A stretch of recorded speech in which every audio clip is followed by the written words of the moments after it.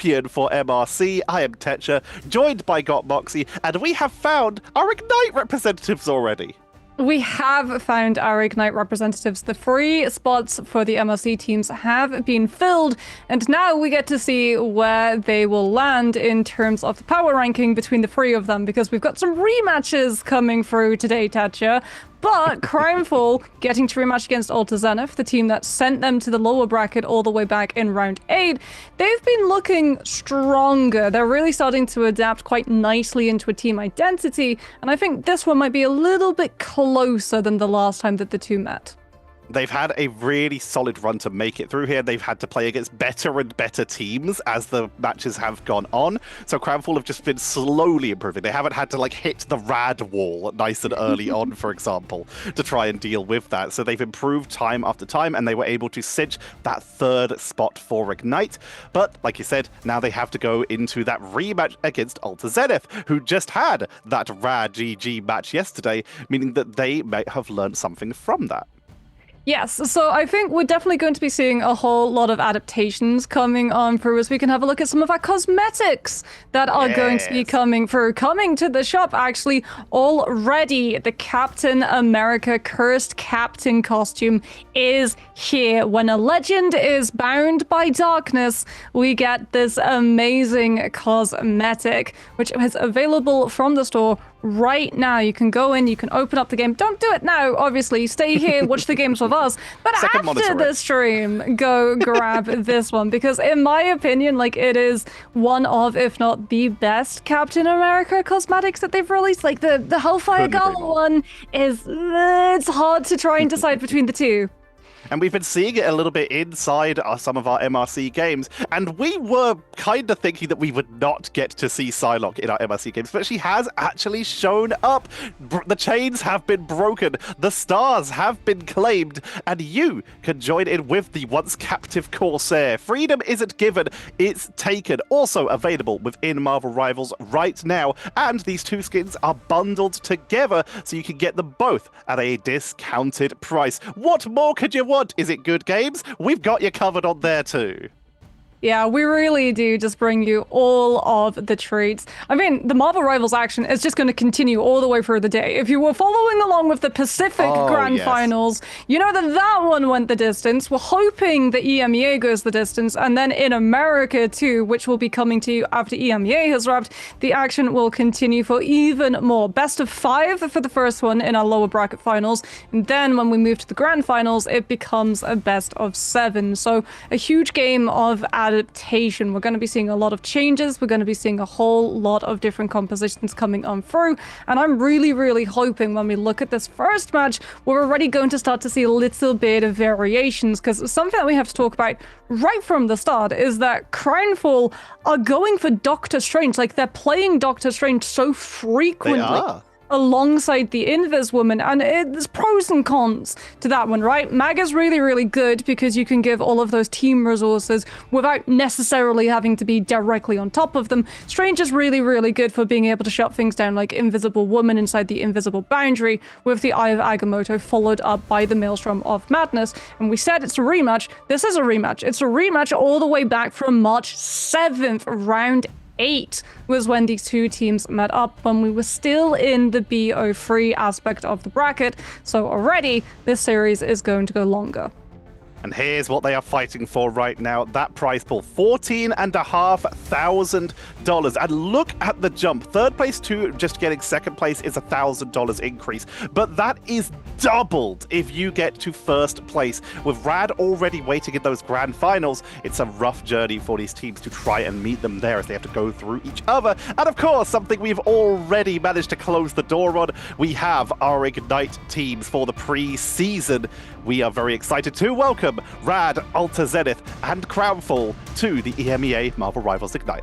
Yeah, you've locked up your spot. That particular stress factor in these matches has been removed, but you don't want to take third, right? You want to show improvement. For sure. You want to show what your team is going to be able to do. And especially if you're a player who's going to be new onto the scene, like a lot of these players we already know, we got to see them on Ignite teams last year.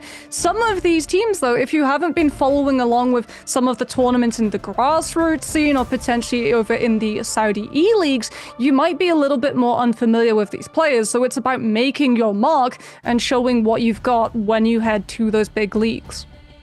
But speaking of showing what you've got, we've got to talk about this ban phase. This is not the Ignite phase that they will be dealing with coming soon in 2 weeks. This is the MRC ban phase, meaning that everything you ban is banned for both teams. Everything you protect, everything you lock is locked for both teams. Both teams have access to it now, meaning that you can have mirror matches, but also we've had some really creative drafts where it's so much more important to target out the big comfort picks, the one tricks, the characters that people have really mastered, as opposed to real meta control drafts, which is really exciting to see.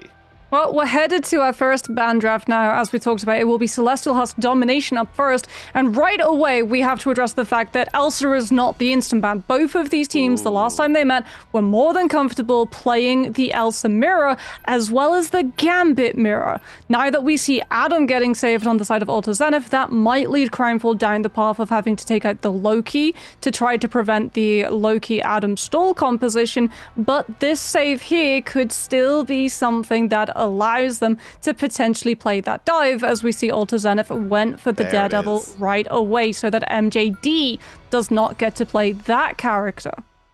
Worried about that backline dive. The Gambit is quite mobile, could have escaped, but either way, it will slip on through without the Daredevil at least to worry about. However, you mentioned it earlier, we are seeing a lot of dive in this current meta, so being able to deal with that is very hard to deal with. So you're seeing very much a rise in the mobile strategists in the backline, the Gambits, the Rockets, the Jeffs, and of course, the Lokis, who has so far managed to escape persecution in the ban phase as Wolverine is taken out, who has had a massive showing throughout our upper and lower bracket games.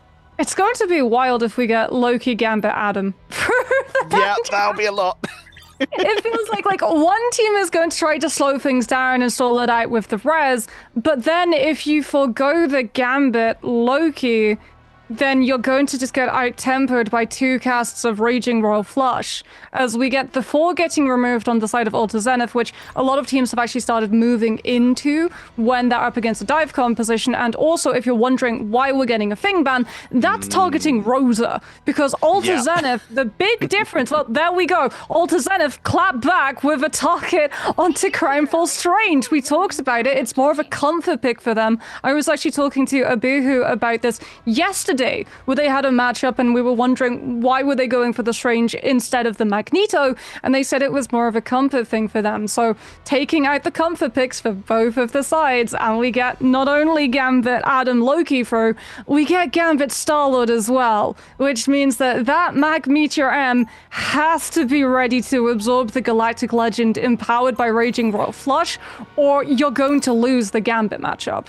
But very interesting to look at here. We'll be heading into our first map very shortly, but look at the duelist choices here. We are seeing Whoops on that Star-Lord for that Raging Royal Flush combo to just massively capitalize and just try and one-clip every single person possible from the sky. Whereas Crownfall, they've gone for a little bit more of a neutral duel, starting off with Elsa, highly mobile, being able to just really burst through Vanguards with a little bit of crowd control of her own and very hard to pin down. Very interesting to see how these two teams are picking different fight styles. Yeah, Crownfall can go for the Gambit Raging Royal Flush combined with the Heartbreaker from Abuku. Alter Zenith as well could potentially save the Raging Royal Flush, not just to line up with Whoops and Team Captain, but also to free the team with the Purify aspects of the ultimate cast from the Glartrox grab off of that Apex Predator. But it is a risk, right? Running 3 Vanguards on the side of Alter Zenith into an Elsa is going to be feeding MJD in terms of gaining those instinct levels and empowering the mobility aspect of the duelist.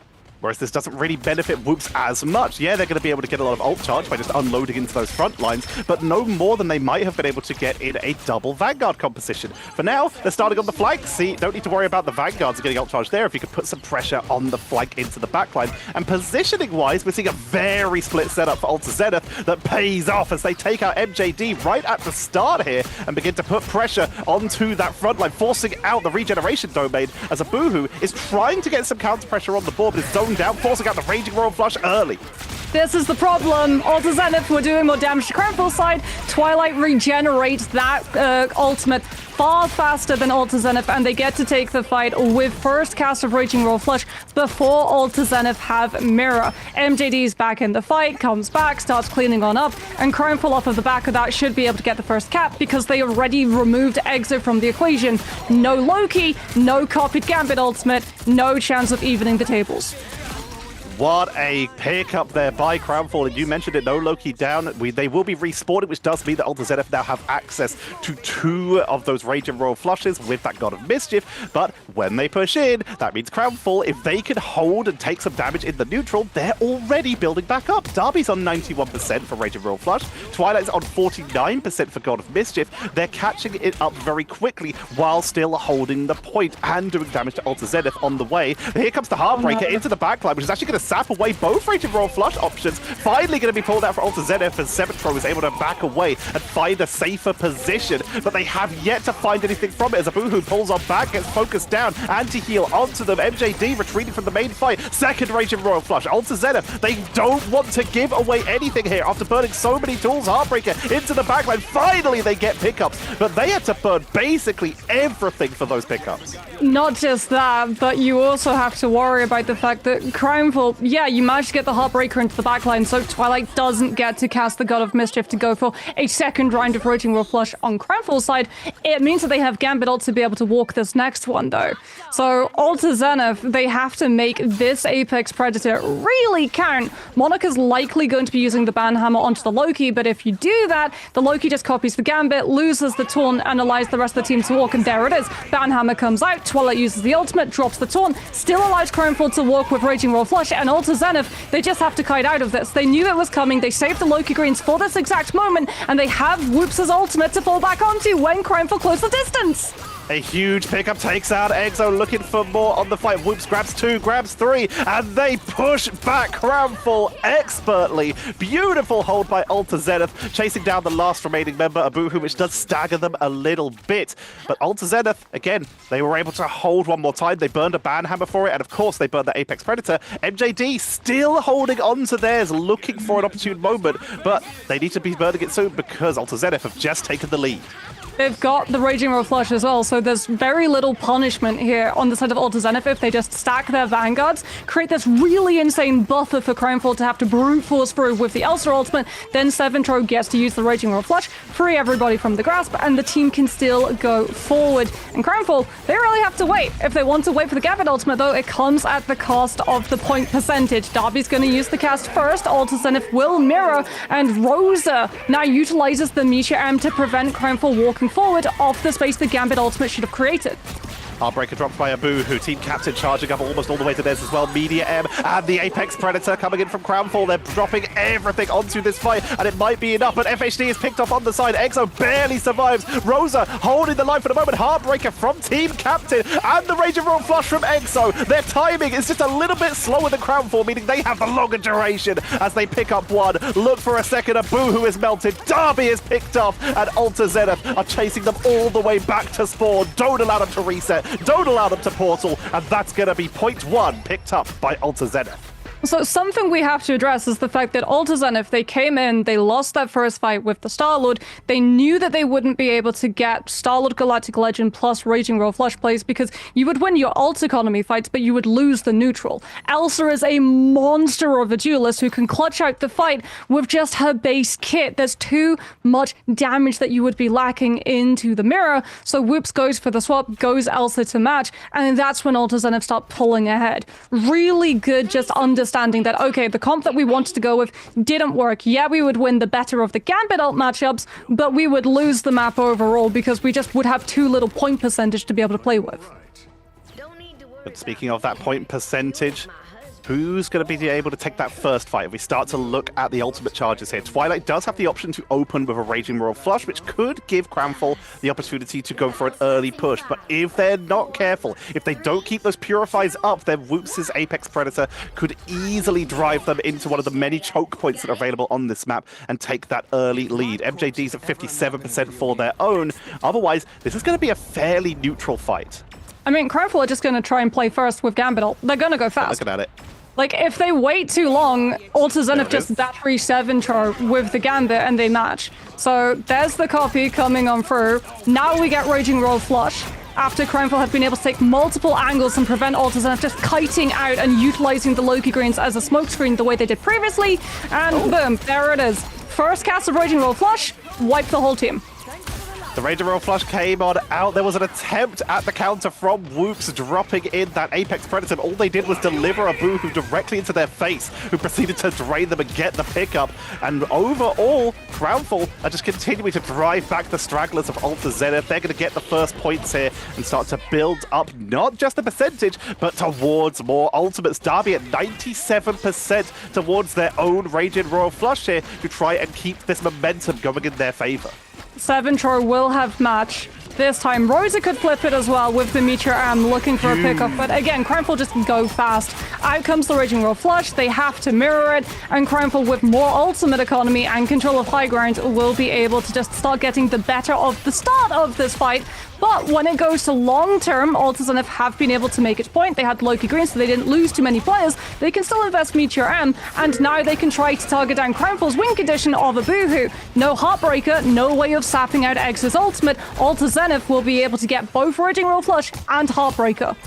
Whoops has taken it off the board, though. Cramful still have control right now and are currently having a great bunker setup with their strategist that cannot be pierced by Alta Zenith. Exo and Rosa drop low, forced to use the God of Mischief into Raging Royal Flush early, but Semitro barely makes it out of that fight. Heartbreaker into the backline, mirrored from both sides. Bad habit to keep this fight going. Derby dropped low. Twilight just in time for Raging Royal Flush number 4 to keep this fight going even longer. And Alta Zenith are once again timed out here as they have a little bit less momentum. Boohoo barely surviving in this fight, but they've taken down Rosa, making it potentially a 1-for-1 if they go down, but it ends up being a 2-for-0 as a Boohoo gets out with the healing and Twilight gets the snipe on Whoops from the distance. We're in last fight territory. We are. Alta Zenith thought that they would win that by just buckling down for the long haul and getting that cast of Loki copy plus Rogue ultimate, but they couldn't find the eliminations. Crownful kited perfectly, then came through with a Heartbreaker of their own, and now they're just going to close hold. They're going to force Alta Zenith to have to take the fight now, so they can't wait for them to have the Gambit ultimate to enable the walk-up.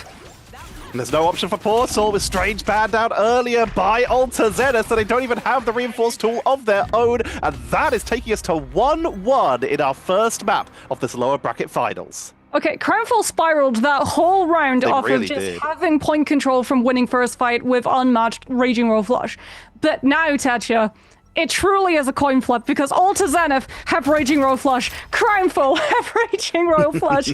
Who gets the better of this fight is going to really determine who walks away the winner on this domination round. Like, Whoops could be the star of the show with the Apex Predator, especially since Crownful players will want to stack up so that so many of them receive the benefits of the Raging Royal Flush. But with the inconsistency of Gambit ult mirror matchups, it's so hard to call who comes out.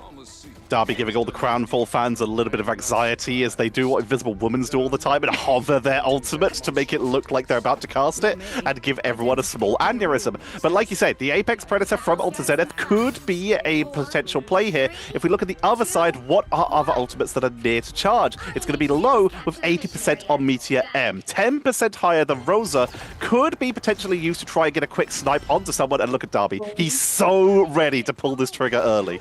I mean, if they just go in and manage to overwhelm Whoops before the Elsa can get the ultimate off. That's going to be important. It's going to be so important. It feels like we're going to have a little bit of a poke fight, though. Both teams picking, prodding, trying to see if they can force those resources. And Whoops goes first, but it just gets melted instantly. And now it comes down to that Gambit mirror matchup that we talked about. Both of the mags did get Meteor M in the interim, though. So Rosa tries to slow the momentum of Crownfall's walk forward with the threat of the Meteor M. Lowe's Meteorum comes on out, finds nothing into the backline though. Monarch's causing a little bit of damage, taking out those regeneration domains. Exo, God of Mischief, dropped low, trying to come in with the Raging Royal Flush to keep the momentum for Alter Zenith. They finally take down low, and this is Alter Zenith with the timing. They are able to drive them back, get the pickup with the Heartbreaker to prevent any counter, and Alter Zenith are going to get the first cap. Here comes a counter on the Heartbreaker from a Boohoo, but their team is staggered. They're focused down, and they will potentially go down for this. That was a risky ultimate. I think maybe the plan was to just barrel onto point and try and still let Alter Zenith capping it, so that they don't get a whole amount of point percentage, and maybe Crownful could make a play. Well, they couldn't even go for the Strange. Strange is actually banned out, so they can't portal, but they could still prevent the point percentage and how close Alter Zenith are now holding Crownful at the choke. Perfectly out of position, too, away from where MJD can affect the fight with an early Apex Predator. Because it's low ground into high ground, Crownful just have to force the fight by going onto point and then dropping Apex Predator on the person who drops to contest the flip. Exactly what we just saw, but the counter coming out immediately from Whoops to try and get onto that backline. FHD takes their way up to the top to try and take out Loki. In the meantime, Team Captain is going aggro on too low, taking down the Magneto. Exo falls in the backline, potentially removing the last Raging Roll Flush that could have come out, as they were 73% charged. Whoops takes out one more, removing Twilight. Both Lokis off the board, meaning we're in a currently neutral fight, still held by Alter Zenith. Beautiful shot from Monarch, but they're taking a lot of pressure, forced to retreat up to the high ground and flee for the healing pad. This is really dangerous for Crownful. This fight's been going on really long. If they don't cleanly regroup right now and try and make a push for when Twilight has ultimate, they could lose this fight and not get a chance of taking another 1-6v6. Heartbreaker comes on through, first from Team Captain's side. Twilight did manage to get the cast off in time, so they do have Raging Royal Flush with a Boo who's now rebuilt Heartbreaker, and this is the impact that they were missing before. The Heartbreaker finds the value, takes out the Vanguard line, and it's up to Rosa to hold the fort with Meteor M, landing onto low and keeping Alter Zenith in control of the point. Beautiful hold. Rosa with the barrier to keep this fight going longer, because the health bars for Alter Zenith are starting to dip down. Crownful, even though they lost a couple members early, are holding the fight in the neutral, but MJD falls, and that's the main chunk of damage from Crownful. Abuhu and FHD are going to have to pull double duty to try and get this off the board. They focus them down, they've got the flip, and somehow Crownful hold this on the 99. Beautiful unicorn shield coming on through from FHTC, who saw that Whoops was going absolute ham, trying to find those eliminations for Alter Zenith to be able to flip the fight, knew that the Elsa was overextended, drops the bubble, blocks off the line of sight for both the Gambit and the Loki to get the heal off. The duelist falls, as does the threat of Apex Predator. Crownful now get MJD back into the fight, also with their own Apex Predator, but yet again, it's going to come down to the mirror matchup of Raging Roll Flush, who can find more value. Monarch's going to go deep, look for that bubble to break off the line of sight, and force Crownful to have to just back off the point, allowing Alter Zenith so much more map control. And look at Derby, they had to back all the way up, like you say, giving away that map control. Apex Predator comes on out to blast through the front line.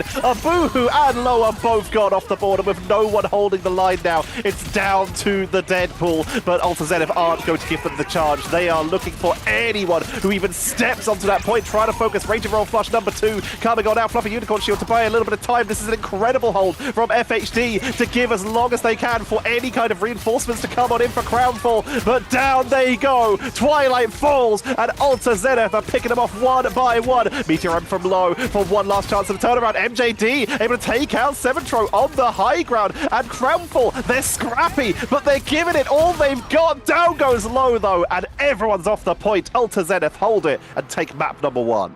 Okay, I kind of love the MRC ban draft because it allows us to have matchups like this. In Ignite, there's no way one team gets all of that through the ban draft, because that is probably as close to the high meta composition, the most meta composition of all of the roles as you will see.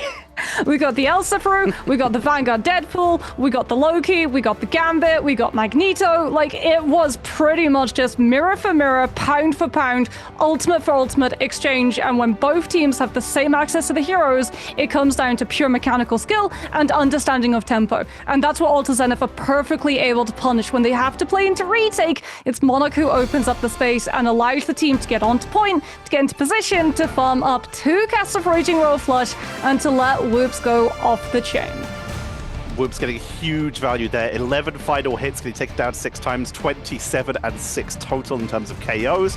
They didn't actually top the damage chart. That goes over to Monarch, who has been called out as one of the top Deadpool players, and it's showing here. 23 and 3 with 9 final hits of their own, 24k damage. While even getting 26k damage, blocks are still holding a lot of that actual aggro onto themselves. And you can see just how valuable a Vanguard Deadpool can be at not just delaying, but flanking, pressuring the backline. We saw that bad hammer used onto Darby, taking them completely out of the fight for the first part of that last push. It is so important for a good Vanguard Deadpool to have good positioning. Yeah, because like for Crownfall, the moment that the banhammer hits the Gambit, he can't just like the Loki use ult and drop it. And then your Loki is forced into making the decision of, do I use Regeneration Domain, in which case we have to take a fight in Brawl Stage down that really crucial resource, or do we just back off the fight and try to play for later cast of Raging Royal Flush to play the retake? That's the route that they choose. It works against them though, because as we talked about, Ult has had all of the space. But as we said, Tesha, this is a banger of a match, and it really does have the potential to go the full 5 maps. If we get... For our second map, a very common map throughout this MRC, a lot of teams like to really... It's almost the exact opposite of a domination, as it really comes down to how well you can hold a position as to how well you can brawl. Yeah, not surprised that it's a different map than the last convoy Crownfall tried to take Ult as NF2, which was Spider Islands, because they got full health. So we are still going to a convoy. They had the chance, like if they wanted to, MRC is different than Ignite. You can play back-to-back same map types. So if you want to take us to 3 rounds of domination, you absolutely can. And some teams absolutely have. But I want to see the ban draft. Because as we talked about, right, we got probably the closest to full meta on every role that we've got to see so far, and a huge part of that is because 2 bans were used on personal picks. Rosa lost their thing, and we got to see Crownfall lose the Strange, and they really love the Strange. Like, Low will run the Strange, or Abuhu will run the Strange, but if they want to have Captain America, Abuhu goes for it, and Low goes for the Strange. If they want to have something like the Venom in play, or like a potentially Emma as well, then Abuhu tends to go for the Strange. And the Strange ban did actually come into impact, not just for the team it was target banned against, the fact that there were no portals. There were several times throughout that series where a portal could have kept the fight going longer, could have assisted. It's why Strange is so highly valued, outside the fact that he's just very good at the moment in terms of high damage output. Aya Magamoto is always viable, and he can, and with his new team up with Invisible Woman, wouldn't have been as important this round because we did not see any Invisible Women, but ironic, I know. But in just general, the amount of damage and crowd control he can do while keeping highly sustained is very hard to deal with. In this case, though, didn't really matter. It was just about who could just time their Raging Royal Flush is better. If you can survive your opponent's first one, your second one gets more value because you outlast them. And it came down to the fact that Ultra Zenith were surviving team fights. Yes. They were able to keep their team alive more effectively, and a large part of that was Monarch doing some great fluffy unicorn shields. Not just that, but also the backline. Like, Alta Zenith had so many perfect placements of Loki Regeneration Domain so that they could kite Crownfall's first investments of Raging Royal Flush, not lose players, and still have the reason and resources to be able to clap back with a Raging Royal Flush later on in the fight. A lot of the time when you have those Gambit ult mirror matches, who goes first tends to be the one that comes up on top, because you have such really high mobility to get on top of the other side, so that they lose players even on the disengage, and if they try to come through with a second later cast, they just don't have the resources to be able to pull through. Something to talk about as well is that Adam was the save on the side of Alta Zenith. We didn't get to see it in play on Domination, but with Loki making it through the ban draft last time, there's a real risk that we get the double comic revival copies coming through from here. And it looks so far like business as usual. The exact ban draft that we had on the previous round of Domination. It came incredibly close, so I think both teams actually feel like they could still take it when they were running that composition. I'm seeing double, 4 Gambits as we're heading into the second game in a row where it's been protected stage 2 with Loki still available. Elsa gets banned early this time, a great siege breaker for this first setup, so a potential solid removal from the board to potentially force Alter Zenith into more of a Star-Lord composition if that's the direction Crownfall want to take them, as once again Daredevil is removed, Loki is still here, Gambit, Loki, Adam, we could be looking at potentially the longest game of Rivals we've ever cast, Moxie. Yeah, the removal of Daredevil is worrying for the team without an Adam, as Daredevil is just like one of the best duelists at getting past, skipping the line of the Vanguard buffers, permanently marking the Adam with the passive of Radar Sense, being able to find him isolated when he's setting up for those Karmic Revivals to find the first elimination, force the self-res, stick around long enough, still have as well the objection of that deflect to be able to confidently take the 1v1 against a character who really is strong if they can hit their shots. And as we said, this is where we're going to see those last bans reserved for personal targeting. Rosa loses Fing. This should be a strange ban if Alter Zenith continue the way that they did in Domination. And there it is, which means that, yeah, Tatcha, we called it. Get ready for the echo chamber of Born Again, because Loki got through too. Almost the exact same draft with one exception, and that is the Elsa getting banned away, forcing these teams onto characters like Star-Lord or potentially other characters who do quite well with the Gambit. This could be something like a Punisher, but Punisher has very much fallen out of favor, with the exception of the guy who hit rank 1 with shotgun-only Punisher. Shout out to them. That was delightful to watch some of the VODs for. But as we head on in, we start to look at these defensive pickups, and we're not seeing the Adam yet. Alter Zenith still deciding their rollouts, but they're looking to just mirror the same as last time, with the exception of, obviously, Star-Lord instead of Elsa. Yeah, I think the reason why we're not seeing the Adam is because Raging Royal Flush just builds so quickly. You don't want to use a Loki copy on Adam Res. You want to use it on Gambit, especially because we've got Star-Lord and Rogue in play. Two things that you can actually empower with your first Raging Royal Flush and then your second, your copy of Raging Royal Flush. Heartbreaker for one, Galactic Legend for the second. This is going to be just the way we saw in Domination. Arms race to first ultimate, sweep the team, other team resets, comes through with second. The comps are mirrored again, and immediately we see the high ground already held by Alter Zenith, but Crownfall looking to take it, pushing on aggressively forward with that Rogue and that Deadpool, but getting melted immediately there. Beautiful setup by Whoops, but they're getting chased down by the Rogue, utilizing that roll to get away with those invulnerability frames and that bonus HP you can get from that dive. High ground still held by Alter Zenith, but the early pickup means that Crownfall are just forced to play on the low ground. Not just that, FHDC is on Deadpool. If you pick them off early, they lose all of the ult charge to Banhammer. Monarch is leading, and pretty much by a whole ultimate. Alter Zenith can use that aggressively, land it onto Crownfall Strategists, force out a regeneration domain, and then make their move when Exo has advantage. They're also leading for Loki charge. So the moment that they have something to empower the Raging Royal Flush with, they're going to go first. We lost Whoops on that defense here. They're going to drop the Raging Royal Flush without the Star-Lord there to just go for some potential defense and allow that Gambit to drop the second once Whoops has arrived. But it's allowing them to take this fight and force the retreat out of Crownfall, chasing them all the way to the back as Team Captain is on a tear right now, all the way back to spawn, chases them back and is able to get away with that hypermobility that Rogue has available to them. And with Raging Royal Flush still in hand, Alter Zenith do have at least one answer to Crownfall. Yeah, it's going to be Raging Royal Flush Heartbreaker versus Raging Royal Flush Galactic Legend. Twilight's going to use now. MJD should get the ultimate in a matter of moments. Hatro does go for the mirror as well, and Rosa with the Meteor M should absorb a huge chunk of this Galactic Legend, allowing Alter Zenith to kite it out. They found nothing, though, with the Galactic Legend, meaning Whoops is about to have their own. They will not have a Raging Royal Flush to go with it, but they do have some 100-0 potential if they can get onto some of these backline members and force out a regen domain early. The Galactic Legend comes on out from Whoops into the backline, but already Crownfall take the first pickup in the fight, taking down Monarch, and Crownfall are just grouped up, keeping each other safe. It is going to be enough, though, to take out MJD, who makes their way up to the high ground and is sniped out the sky.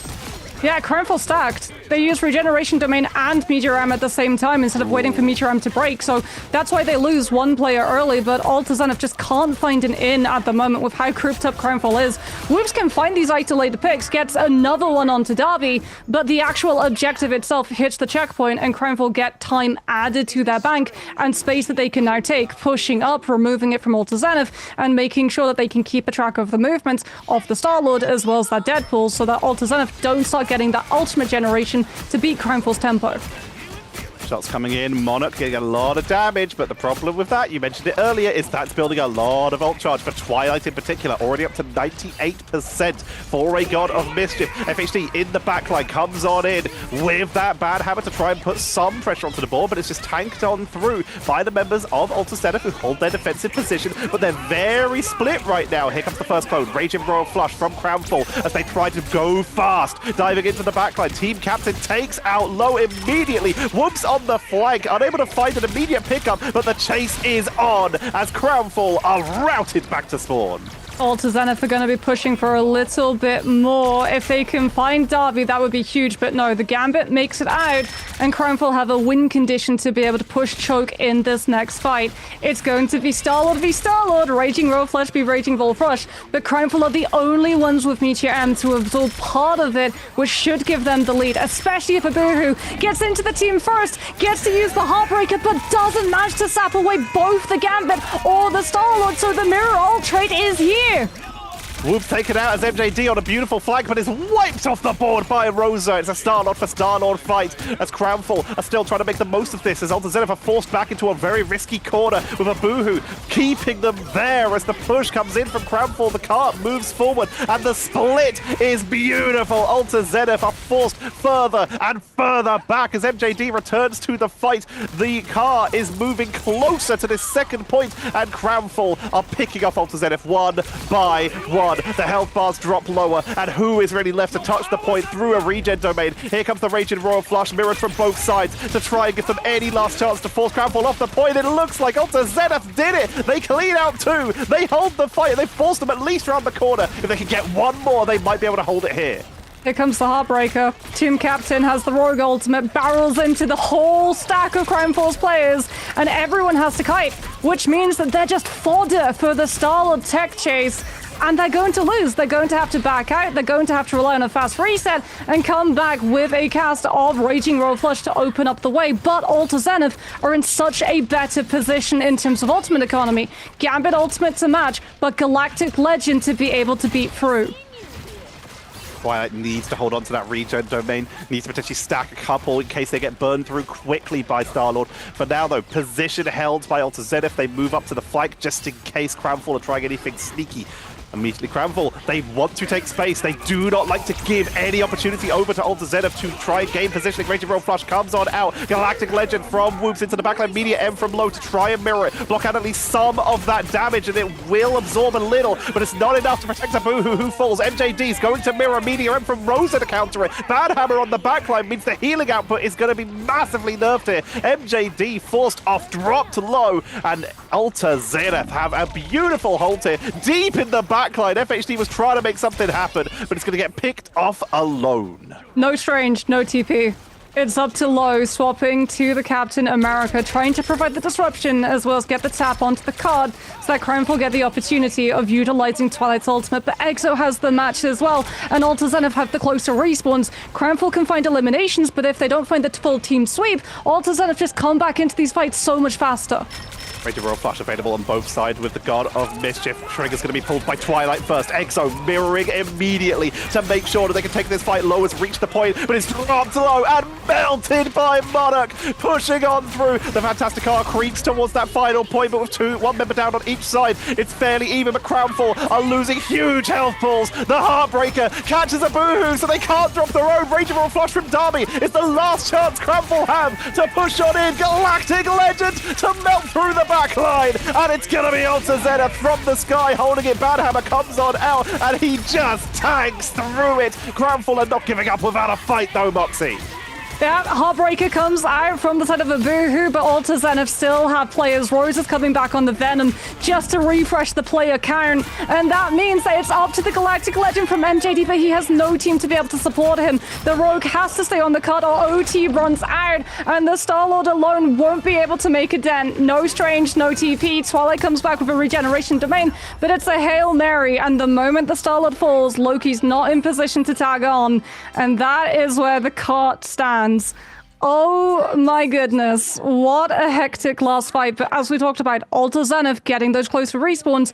Crownfall, they had so much aggression, but Alta Zenith had sustainability, were able to divide out the elimination so they didn't all get team wiped and could just keep trading their positions, sending one person deep, putting pressure on the backline, forcing the strategists to have to look at the threat internally instead of getting to support their vanguards moving forward and creating more space, and they just ran out of time. You mentioned it at the start of this MRC, on the first day we cast together, but also last MRC when you were casting with Ryan, just how difficult some points on Convoy are to actually break. The underground, the ramp on this map, the second doorway on point 2 for the Museum of Contemplation, and of course point 3 on Araco. Those short respawn times and those short recall distances are so hard to deal with, and Alta Zenith, with just a consistent rollout of people, are able to hold just at the edge with less than 5 meters between Crownfall and that bonus time they would have had if they were able to capture it. For now, though, we're going to keep seeing the mirrors. No need to adjust. The comps work, and it was just a winning team fight from Alta Zenith that took Crownfall out, but they were winning so many of these. Why fix what's not broken? Also, now Crownfall's on the defense. When it gets to that point, they're the ones with advantage closer respawns. True. So it's just the defense advantage that's going to be coming into play. Can Alta Zenith break the ultimate economy so that Crownfall can't just stagger their players back onto the point is going to be the question. As we're going to see Monarch and FHDC race to be the first one to get the Banhammer up, while at the same time the Gambits and Lokis are racing the mirrors to be able to get the first cast and kick things all off. Watchers building up as much as they can on the backline as well. MJD picking from the side. FHD, they know that there is that rogue back there causing a little bit of difficulties. They do punish it. Beautiful mobility for Crownfall, but they're going to get punished losing Twilight in the meantime as Rosa gets a double tap. FHD going to get the first bad hammer as Monarch mirrors immediately afterwards, pushing onto the point, forces them back up, and it's another pickup. The Rogue starting to struggle a little bit here because the Deadpool seems to be marking them beautifully. Yeah, EXO is getting so much value out of these regeneration domains because Monarch is actually bubbling them with the Unicorn Shield on the Deadpool, so they can't break the rune early. So the regeneration domain gets the full value of its timer, as opposed to Crownfall, who's just losing them almost instantly. Dabby does have Gambit ult ready to go, but Alta Zenith will also have the mirror, and we're about to just see Star-Lord v Star-Lord, Gambit v Gambit, who comes out on top. Atro is going to be dropping first. Darby mirrors Galactic Legends from both sides. Immediately EXO is going to back up, looking for a place to take cover. Abu takes to the sky and punches the whoops out of it. Doesn't matter how much damage you have, but I've got hands and I'm throwing them. Twilight's going to mirror for the second with that regen, with that God of Mischief into the Rage and Roll flush. Mirrored, of course, by EXO into the backline, so it's going to be onto the Deadpool to try and make up that damage output that's missed out by Whoops, who will reinforce quickly, but it looks like Crownfall take the positioning advantage with the fact that there was no Star-Lord for Alta Zenith to make the most of that rest of that push. Yeah, Alta Zenith just going to try to reposition so that they don't allow Crownfall to start with all of this poke, recharging those ultimates all the way back. As Alta Zenith, they've got the Heartbreaker. They want to go before Abu, who has. You can see Crownfall strategists starting to back on off. They know that they're going to have to catch the team when the Heartbreaker comes forward aggressively. And here's the play. Low, though, gets left behind on the objective, forced to be that buffer, but everyone just moves past the mag, and we start to see those eliminations come through in full. Vanguard's removed. It's up to Abu-Hu to hold down the fort with the Heartbreaker, going aggressively against Alta Zero and forcing out Hatro with the Raging Roll flush to be able to survive it. The extra damage coming on through. Rosa's able to pick up one. Twilight down, meaning there's no other regen domains. Even if it did get back off cooldown in time, they're forced off the point one taken by Alta Zenith as they keep the pressure on. And they've tried to mirror exactly what Crownfall did earlier. Head to the ramp, zone them away, move fast. Don't give them time to set up because that finish line is right there in front of the basement of the Fisk building. Yeah, but that Heartbreaker was actually huge. We won't feel the effects of it in that fight the last time. We'll see it here. Crownful are so much closer to 2 casts of Raging Royal Flush. Hatro had to use theirs, so Altazan survived the Heartbreaker and got the checkpoint to be able to forward push now. So Crownful are feeling incredibly confident getting to just play for first turn. Raging Royal Flush with Galactic Legend. Altazan don't yet have the mirror. They have to rely on Rosa with the Meteor M, but that means that they give up space. They have to kite, and in the meantime, Whoops is vulnerable. He goes down. Exo gets the copy God of Mischief off, but what's it empowering? They're pushing on in with everything they've got anyway, though, to make as much as they can onto this point. They take down Exo, diving onto the backline. Alta Zenith, they lose Monarch, and Crownful hold another beautiful defense, having dropped one of their Raging Royal Flush, almost charged for a second, while Whoops, you mentioned it earlier, is already available for their own Raging Royal Flush. But Crownful, they now have the preferable positioning and still have that Meteor M on the lookout for the counter. I mean, FHDC is likely going to use Banhammer onto Whoops through the Galactic Legend. Nope, he's just going to go for the backline and just dive onto Exo to force it out early. Monarch's then going to be able to push on up, since this is the Raging Royal Flush that was delayed from Hatro with the Galactic Legend that Whoops brings to the fight now that he's respawned. And that's the fight win for Alta Zenith, but it cost them a whole lot of ultimates, which they now don't have to be able to find the full team sweep when we head to the part of the map where Crownful have far closer respawns, and you really do need to find those eliminations very quickly threaded together, or the stall is just going to be eternal. Alta Zenith, they have the only ultimate currently in play, but that's about to not matter as MJD is almost there. Heartbreaker being dropped early to try and prevent any capitalization, to try to prevent Crownful getting set up, and it does prevent that Galactic Legend from MJD, but it's finally going to be forced off the point. The Fantastic Car creeping towards the finish line. Road picked off, and boom, pushed off the board. Here comes the Raging Royal Flush and the Galactic Legend from MJD. Quickly attempts to take cover, but cannot find anywhere safe from the Star-Lord as MJD chases them all the way. Not able to get the perfect blaster barrage there, caught by a door, but is still able to zone everyone away, at least for the moment, and gets a bit of a redemption here as Whoops takes down one, looks for two. Here comes Rogue with another Heartbreaker to try and delay, and that might have just saved Crownful the game. I mean, it also does torch Crownful's ultimate economy, though. They've lost Galactic Legend, they've lost God of Mischief, they've lost Heartbreaker, which would have been empowered by Raging Royal Flush this next fight, so that Crownful got to take first turn and go aggressively to Alta Zenith. But now they have to respect Alta Zenith having greater ultimate economy and play far closer to card, so that if they lose one early, they can play the stall out and bring their players back with the closer respawns. Alta Zenith go in with the Raging Royal Flush, Whoops has Galactic Legend, and Crownful have no defense against it. Here comes the eliminations, and they're speedy. Tetcha, this might be the team sweep Alta Zenith were looking for. Nail in the Coffin is the second cast of Hatro's ultimate, and Crownful is swept off of the card.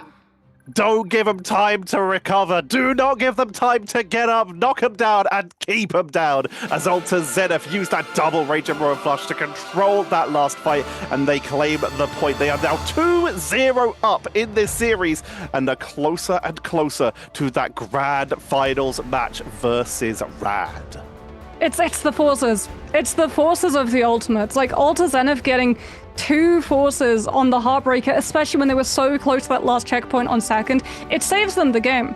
Like, the fact that they were able to kite perfectly, they understood Crownful were going to be coming into those ultimates. They were going to play for their backline to be as safe as houses, to be able to build up with those Raging Royal Flush copies to enable things like the Heartbreaker and the Galactic Legend, so that they could just go past the fight happening on point and go bother the backline, which means that you lose those resources, you lose the fight long term. Without strategists being able to sustain the vanguards, the defense can actually stall out those eliminations and make it as costly as possible in terms of stopping the attackers from getting those fast regroups and allowing the defense full regroup potential, with ultimates getting batteried in between. But because Alta Zenith forced out those ultimates with that early use of Heartbreaker, and then forced Heartbreaker with Whoops getting a Galactic Legend, pressuring Crownful into having to burn the Rogue ultimate to survive on the point, it was just a matter of reset, regenerate our ultimate economy, and come back in when we have a whole Royal Flush of a hand ready to lay down on the table. I also just want to double down on something you said in the previous series as well, and that is just how much Ultra Zenith are protecting their backline, making sure that everyone is safe throughout all of these fights.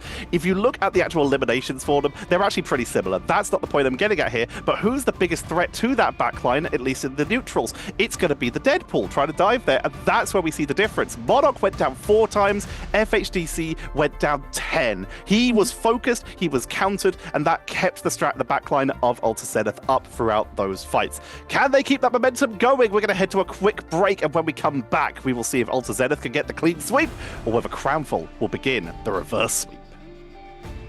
Rough journey, but Crownfall have slowly improved as the games have gone on. This is better than their last series against Ultra Zenith.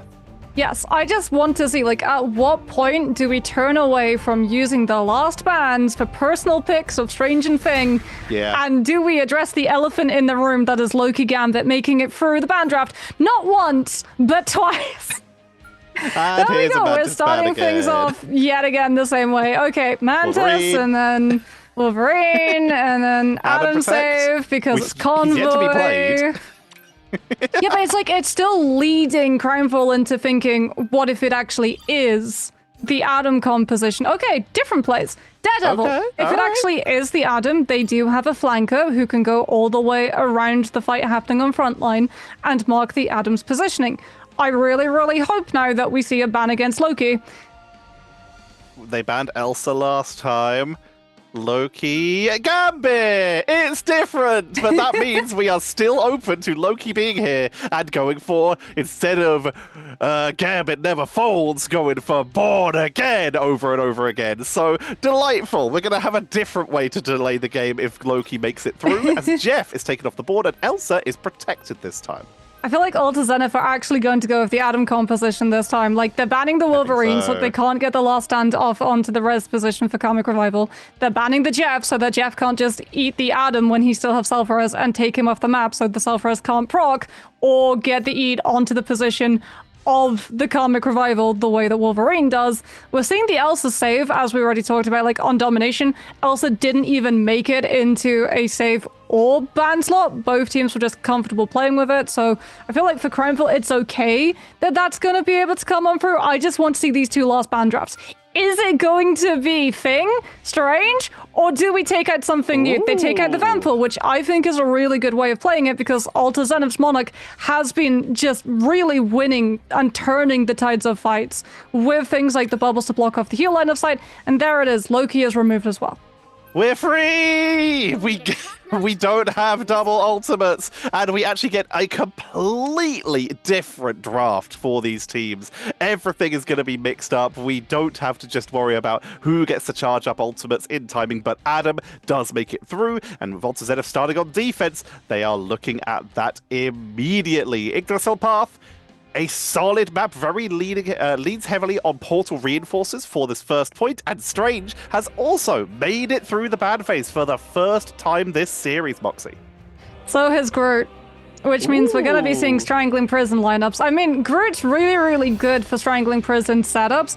It's also a pain for Adam players to have to work around, since the line of sight with the wall builds does block off all of the heal utility. So it doesn't block off Soul Bond. Soul Bond is not actually reliant on line of sight. If you did not know that, you can Soul Bond around a wall or around a corner and it will still connect onto the whole of your team. And that's like one advantage that a lot of Adams actually try to take advantage of, just in the same way that Dagger Storm actually goes. It lodges in the Groot Wall, but it's not reliant on LOS, so you can actually get healed on the other side if the CT is on the wrong end of that Groot Wall. As Crownfall, we saw a Daredevil save. They're not actually going to go for it. MJD instead is going to be on that Namor, looking to use the Monstroid spawns and be able to pressure out so much more damage on the front line, while FHDC goes up onto the high ground and tries to pressure the strategist squishies.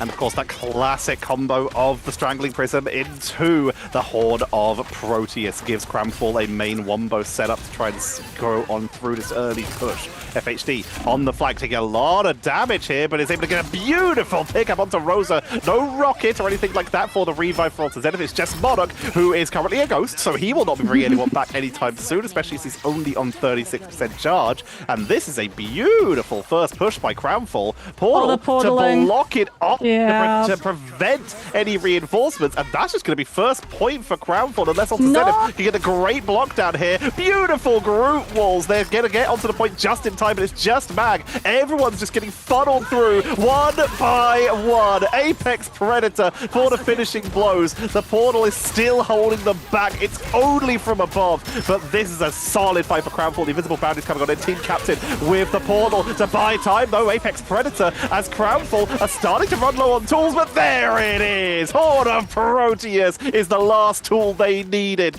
and Alta Zenith are forced back. Yeah, Team Captain, I think, actually tried to swap to the Strange and get the portal off from Alta Zenith's defense spawn. Doesn't manage to pull it off in time, so Crownfall will be able to cap first.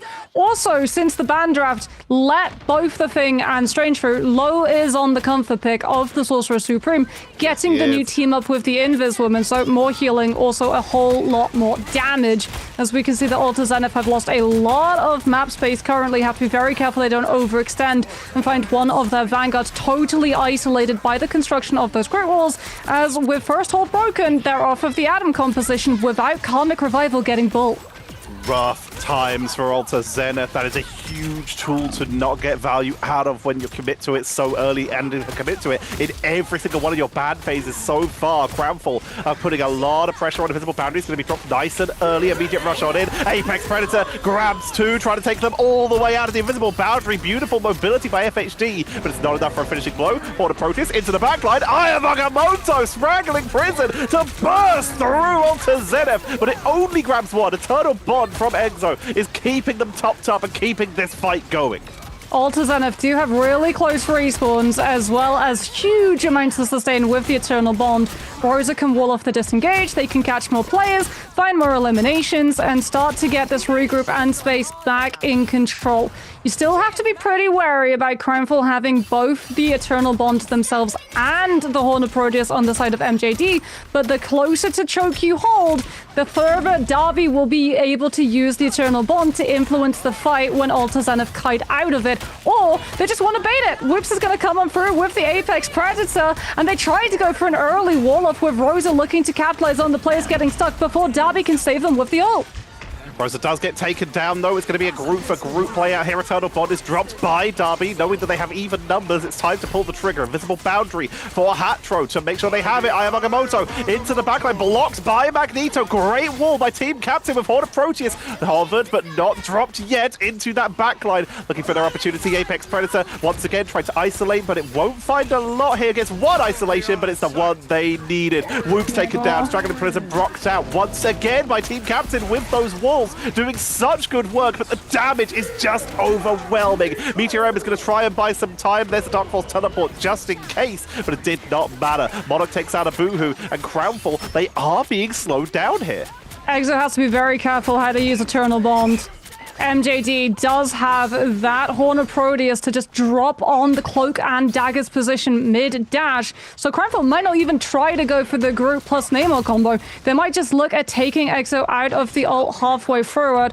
Alta Zenith are starting to make up a lot of time that they lost on first, however, as it looks like Crownfall want to just battery up ultimates before they want to push. They're going to have both the Eternal Bond as well as the Apex Predator in a mere matter of moments, which gives them a whole lot of options to dump all of the ultimates, find the team sweep, and beat the closer respawns. Thunderbolt comes out from Darby. You can see the positioning being looked for. Straggling Prison directly onto the point. Horde of Proteus on top. It's gorgeous every time from Crownfall. And they find an essentially full team like Invisible Woman, the only person not down. They have Boundary, but there's nowhere to use it. That's going to be potentially point 2 grabbed by Crownfall, with Zenith not going to be able to reach back in time. What a push. Crownfall, they're being dueled in the neutrals perfectly, but the second that Wombo comes on out, Crownfall are making space every time. Oh, where's the Eye of Agamotto? Hatro does use Invisible Boundary. Lowe's looking for the connection. Finds it, but not onto the Invis Woman. And Monarch with the Hornet Proteus means that Crimefall are the ones that just have to disengage. They come back, though. Everyone lives. Twilight gets second cast of Invisible Boundary, and Crimefall's momentum is preserved as a result. Once it drops, though, it's open season for the Strangling Prison Elsa follow-up, and it comes down to who can clutch out better, FHDC or Whoops in the neutral. Right now, Lowe is able to chase back into the backline. You can see that team up from Lowe, forcing Rosa out of position with that Invisible Woman, giving them a little bit of bonus health as well to keep that fight going a little bit longer. This is Crownfall once again winning another fight, creeping closer and closer. Ultra Zenith, they refuse to adjust the composition though. It has been working to delay this, as currently we only have 2 minutes left. 2 minutes to hold them off this triple cap. As Crownfall, they are just about to get that Straggling Prison. They're building up towards a Horde of Proteus and an Apex Predator. It's Meteor Am versus Eternal Bond. Crimefall are running the Strange, so they don't have the max to be able to give the Bulwark to Darby. Darby is going to be so vulnerable, but Team Captain uses it to absorb the Strangling Prison setup instead and manages to find the hit onto MJD once Blessing of the Deep runs out of count.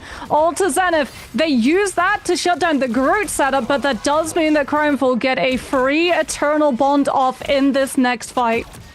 Eternal Bond, Apex Predator, Horde of Proteus, they have all of the setup tools they need to make their way through here if they can land this Predator, while also having the Invisible Boundary in case there's a counter-engage from Ultra Zenith, as they do have Straggling Prison and the Horde of Proteus of their own. You can see Rosa looking for positioning to try and wrap into the backline, pulls them directly onto the car. Horde of Proteus right up top, and this time it's Ultra Zenith's turn to land it perfectly, but Crownfall are tanking through thanks to that Eternal Bond. It's a 4 versus 6 right now in favor of Ultra Zenith, and they're able to chase Crownfall all the way back to spawn, staggering those pickups, and they just burn through another minute and 20, Moxie. They're taking so much map space too. Like, for Crownfall, if they use Invisible Boundary to be able to bypass the defense choke, they don't get a Strategist Ultimate defensive on objective. So instead, they're going to try and force Hatro into using this early, but Ultra Zenith are more than happy to just take a little bit of time, take a little bit of poke, and then disengage to where you can kite out if Twilight slams the ultimate right on top of that objective. Abuhu's building up so rapidly as well to Strangling Prison with all of the damage done from these walls. They force Ultra Zenith. They try and catch the disengage this time with FHDC's ultimate, but that means the 7-tro is able to come on through with that Invisible Boundary. Eye of Agamotto actually stops Whoops' cast of Apex Predator, and Ultra Zenith lose the punishment. They want to take advantage when Twilight ulted with the Elsa Apex Predator, and they're denied by the Sorcerer Supreme. A massive pickup of Exo, who's the one who has the defensive ultimate, as they try and make it back to spawn, meaning they are staggered for another 5 seconds as the car makes it ever so closer. Portal block from Low to secure point 3. Beautifully executed by Crownfall. Ultra Zenith are running into the same problem that Invis players had against Low on Strange. Like, these Eye of Agamottos, when the team is trying to take full cover inside the Invisible Boundary, it's just perfect placement for Low to be able to come on through with the Eye. Even if you don't catch the Invis Woman of Hatro, you're still catching crucial aspects of the composition. That time around it was Whoops, you get the elimination onto the Elsa, and then boom, you can just stack up, you can deathball through one player to the next, and find all of the momentum, get the team sweep, set up your portal block, plus Groot walls in case someone makes it through before the portal's up, and just ride home free with a full push all the way through Yggdrasil Path. So now it's all the pressure onto Crownfall for their defensive plays. If they can hold them anywhere before this triple cap, then Ultra Zenith will have to continue this match even longer. They were so close to getting the triple wipe. So many times they almost held off Crownfall, but Crownfall aren't going down yet. In terms of composition, Team Captain may be looking at a Strange of their own. It seemed pretty effective when Crownfall tried it. Why not give it a go? Do you know what I foresee? I'm not the Sorcerer Supreme, right? I don't have access to the Time Stone. But if we do go another map, I foresee a Strange ban on the last bit of the draft. Because Crownfall have been making it just look so effective into what Alta Zenith have been running. We've still got the Groot, we still have the Namor, the Elsa, the setups off of Strangling Prison, and it's really going to come down to the amount of stall that Crownfall can implement when they try to use this composition and hold it, because they're not going with the Atom. They're not going to have to swap off when we head to second and have their ultimate reset count back to 50%. Aggressive step up here by Low, trying to retake the high ground from Team Captain, not give them the chance to get that setup. And Team Captain is going to tank it though, is going to commit to this hole, but the counter engage from FHD is making Whoops' flank a little bit less successful. They're getting forced off to back up to their team at least a little bit. Ult already charged up for Twilight. Will they commit to it early, or are they going to wait for Rosa, who's already got that Strangling Prison at the ready? Commits. Strangling Prison. Invisible Boundary comes on out beautifully. FHD almost drops, but the counter is perfect. Crownfall sustained. Alta Zenith are punished for it, and they are forced back to spawn. Crownfall's backline and their vanguards are just positioned perfectly. Like, Abuhu and Low are taking that damage from both the Namor and the Elsa, as well as the vanguards, and they're just using Abuhu's Groot walls to create buffers for when the reload has to happen for the strategists, and getting all of that incoming damage absorbed and channeled back into Invis Boundary, so that when Alta Zenith were ready to make their play with the Strangling Prison, Twilight had the ultimate to be able to slam right on top of it. Crownfall now are going to get aggressive. Strangling Prison set up stacks everyone from Alta Zenith together on the walk into the jaws of Apex Predator. They do lose a Boohoo though, and it comes down to Crownfall if they want to try to commit ultimates. They thought about it. MJD wanted to use Horn of Proteus, but it looks like the team makes a decision to kite to small room instead, break out of it with Eternal Bond, and catch the Strange with Eye of Agamotto to take Alta Zenith out before Invisible Boundary can save Monarch. Low is laser guided on this. Another beautiful Apex Predator taking them all the way back. That's a triple by Whoops. Portal's already there for an attempt at a reinforce, but it's the friendly side. So immediately we see the cart moving on forward. An attempt at potentially a hold from the high ground could be coming in, but it will not reach in time. So it's just going to be Crownfall moving back to a defensive position. Alta Zenith opening up the point here, very nearly getting punished as they step to try and push the corner and eat a lot of damage.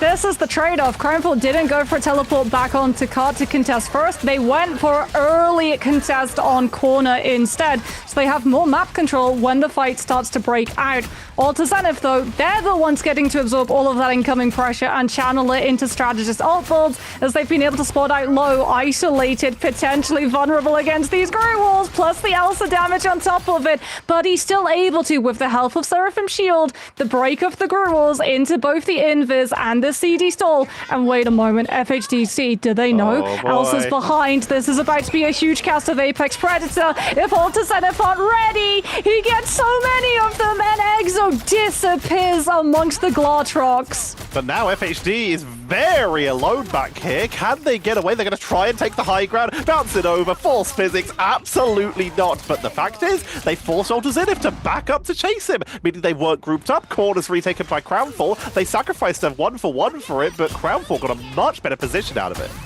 Oh, Abuhu's ready as well. They got to take the weight with the Strangling Prison set up into the Horn of Proteus. Alta Zenith try to peel it. Whoops utilizing the Apex Predator so that Crownfall can't take advantage of everyone getting stuck. But Low comes on through with free hit by Eye of Agamotto. And yet again, Crownfall with the Strange on the Vanguard are looking so good, getting to capitalize on the setup that the Strange provides. This Strange is doing so much work. Team Captain is trying to mirror, but Low is showing just why this is a target ban against them here. Another pickup. They've literally broken the spawn hold gate to make their way to the door where your opponents cannot get KO'd. They are in there invulnerable, and Crownfall still want to brawl with them.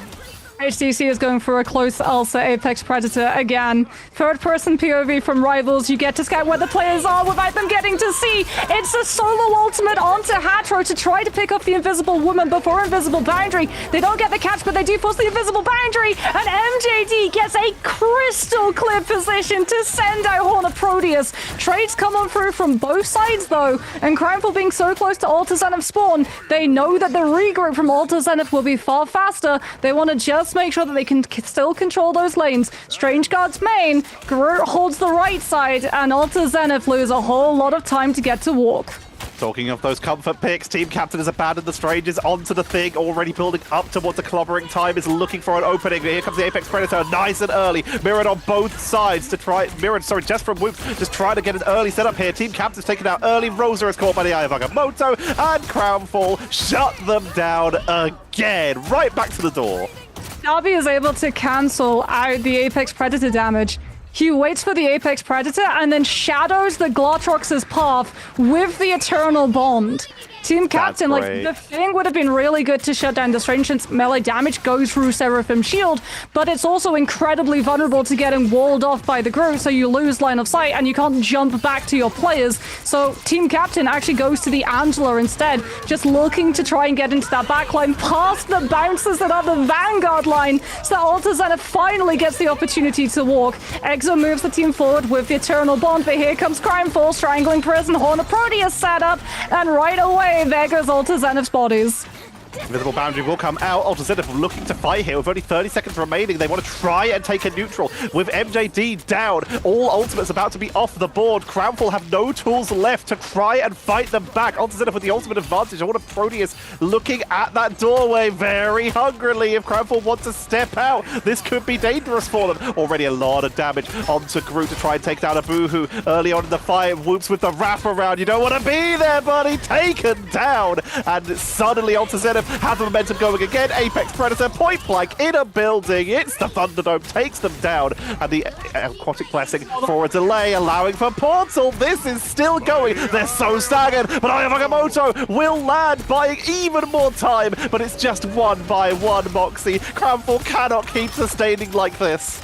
Monarch dodges Eye of Agamotto with Blessing of the Deep. Apex Predator from Whoops early on to Crimefall's backline comes in clutch because it meant that Darby was out of the fight, wasn't able to meet the team from side room with Eternal Bond to stabilize the team and let them cycle the fight back into a winnable position with the closer respawns, and we head to third with about a minute remaining for Alta Zenith to preserve their momentum, find the full push, and take us to OT.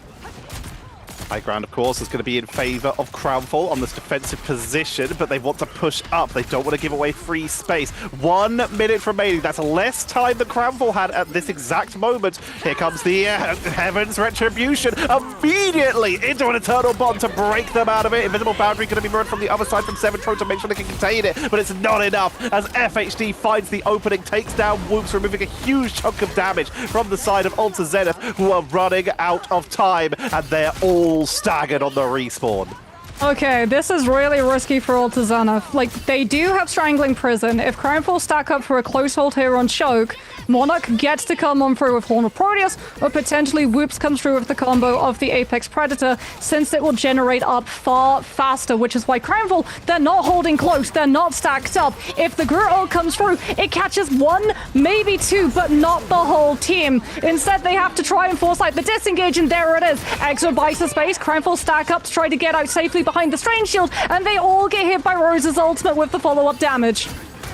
We can see Monarchs holding on to their Horn of Proteus. They know they might need it onto the objective. If you want to contest it, you got to stand exactly where the whale will be, but it looks like it's not needed for now. Alta Zenith break on through, holding on overtime. They've got half the distance, 4.3 to make their way back through, taking the high ground thanks to that Groot wall to hold them at the door. They can't portal off like Crownfall did. They don't have Strange. It's all about just making them get punished for trying to step out. Apex Predator takes Groot away from the team. Abu, who's focused down, counter Apex, grabs two! Huge pickup from FHD, Horn of Proteus onto the point, and Alta Zenith are melting Moxie.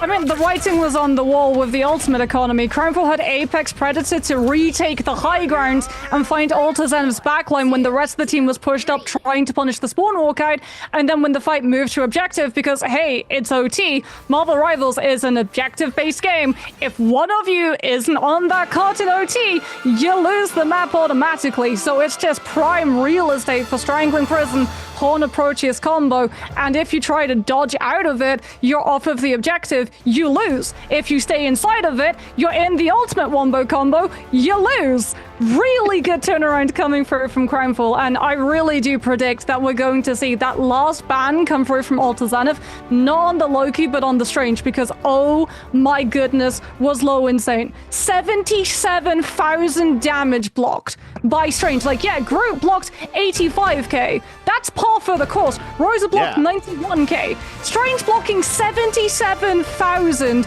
with 13 final hits and 31, almost 32,000 damage is wild.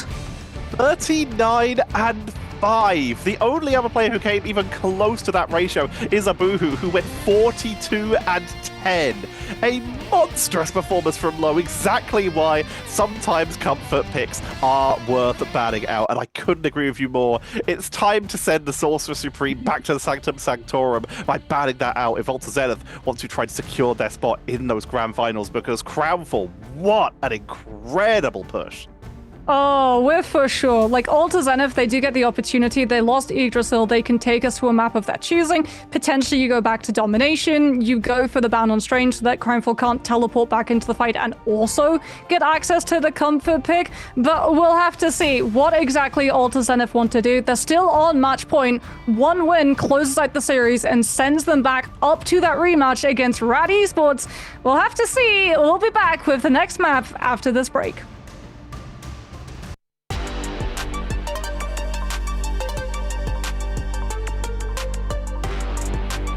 Allowed them to find eliminations through strategist ults, which is huge when you're in a strategist ultimate mirror, especially from Invisible Boundary. And as we talked about, Strange gains value from teams that don't even use him normally in your team comp because it allows you to portal back into those fights. So I would imagine it's going to be Strange last ban, potentially Adam first save on the side of Crownfall. They might not play it, but it is Krakoa, so this is still a good map to be able to have those karmic revivals as an option. But Tetcha, we're probably going to be having Loki Gambit through the ban draft once more if the personality picks come back through.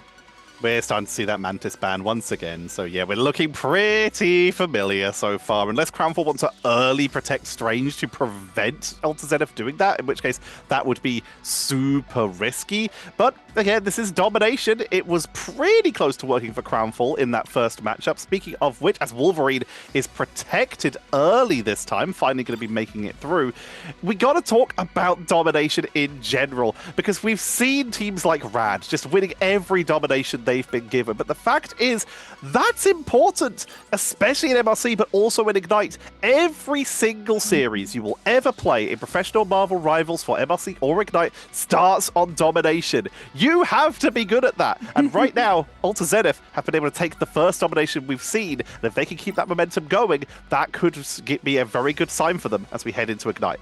So we're already seeing difference in drafts. There's the Loki ban, so we won't be back to the double casts of Raging Royal Flush that we had on our first Domination map of Celestial Husk. They could go for a Strange save here. They went for the Wolf save on the side of Crownfall, which does put more pressure if they do want to go with the Strange, because we have seen teams like yesterday, teams when they saw the Strange, they went for things like both the Emma and the Wolverine to try to grab some pressure out the Vanguards. But we're also getting to see the Vanguard Deadpool, which is a risk because the last map, Crownfall actually banned it so that Monarch didn't have access to the Vanguard Deadpool because it had really been doing a whole amount of work in the first two maps of the series. So far, Monarch has been an absolute menace, and while Crownfall have been able to compete, Monarch has been getting a little bit higher in terms of numbers and keeping those backliners safe. The Strange is taken away, but I do agree with you that this is a bit of a risk from Crownfall. But again, comfort seems to be the name of the game, and the fact is that Deadpool, especially against Gambit, drop that banhammer on him, can be extremely valuable. And with the Loki taken out, you don't have to risk that regeneration domain or that God of Mischief just removing the banhammer and allowing you to push on anyway.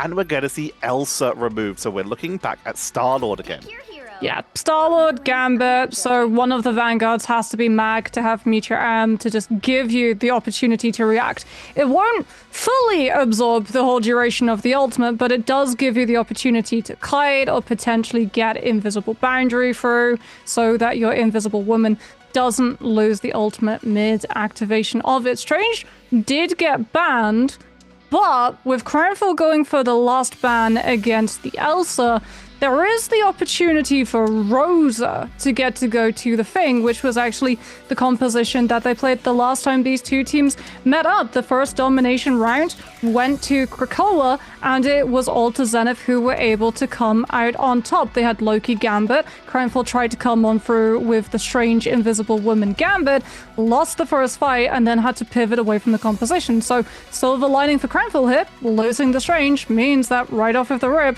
you don't have to worry about pivoting your comp halfway through. That is true. But speaking of pivoting, unless we do see some pivots, we are back to our game 1, game 2 exact mirror compositions. Invisible Woman taking the place of Loki.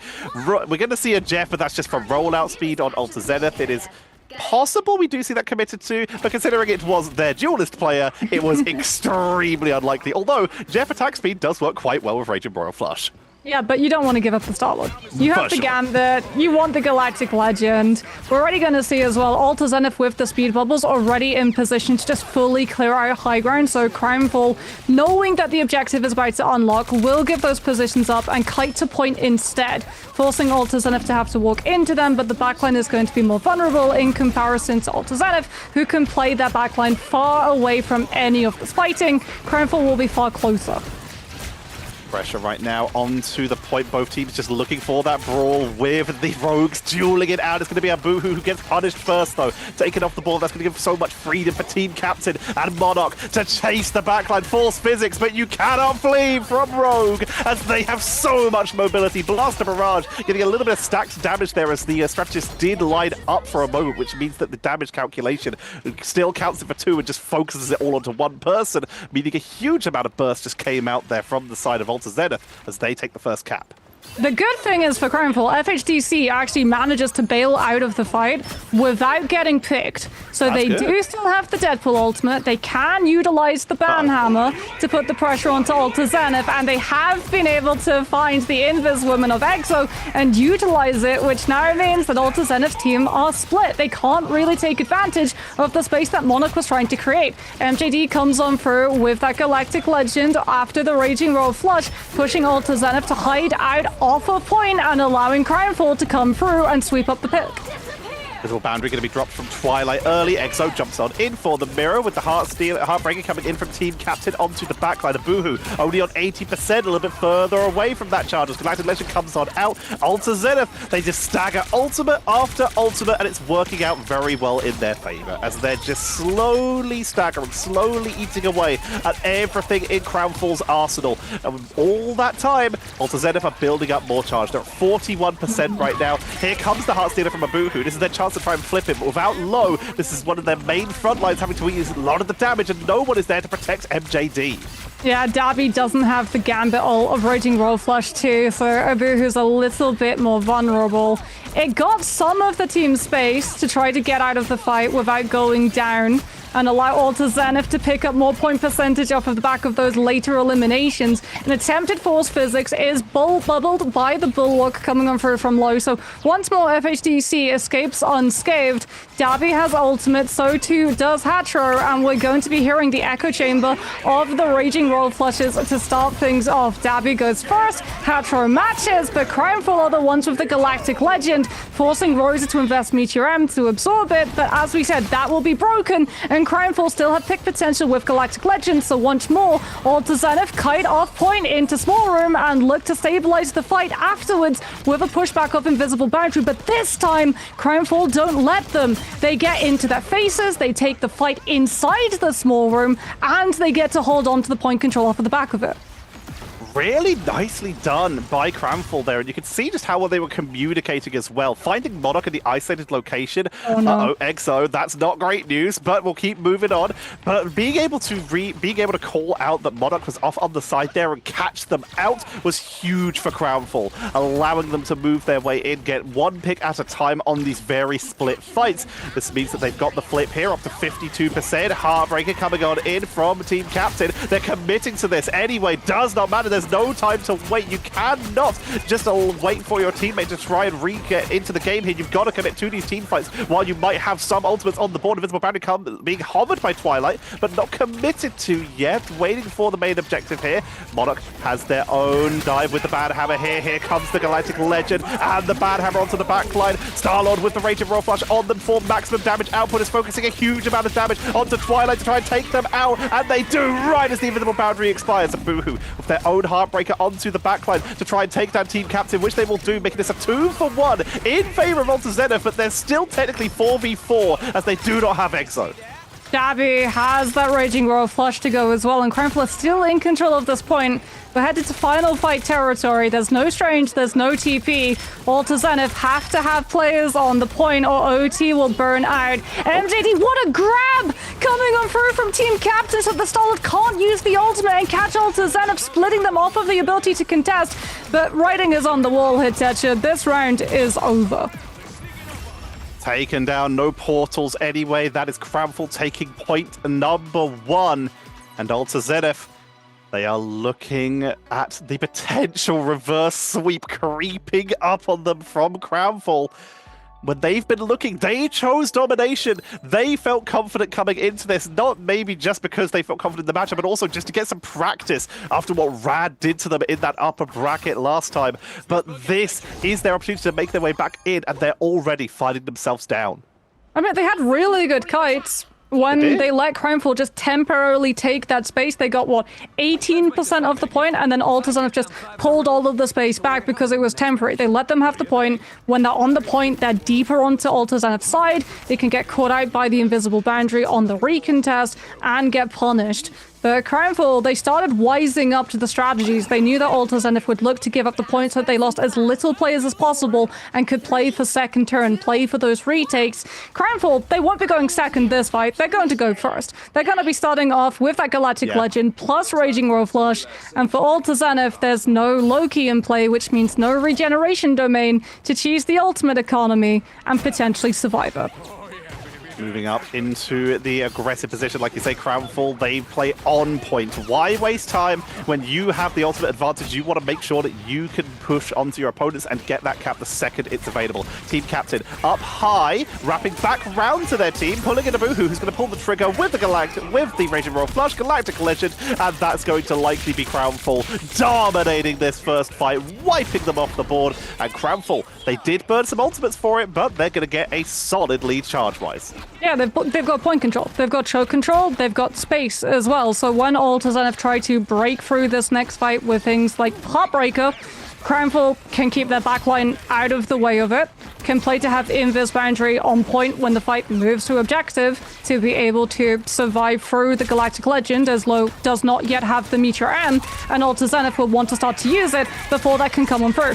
There's the Heartbreaker. Cramful, though, they're just going to kite out. They catch Monarch as well before the Invisible Boundary can come on through, and that is a great elimination as Alta Zenith get no movement off of the back of the Royal Golden Vest. Monarch did move over to the Invisible Woman to pick up for EXO, at least for the moment. Hatro zoned back a little bit, gets hit by the anti-heal, but will make their way back to the spawn where they can regroup. 45% for Cramful with Heartbreaker and the Invisible Boundary at the ready.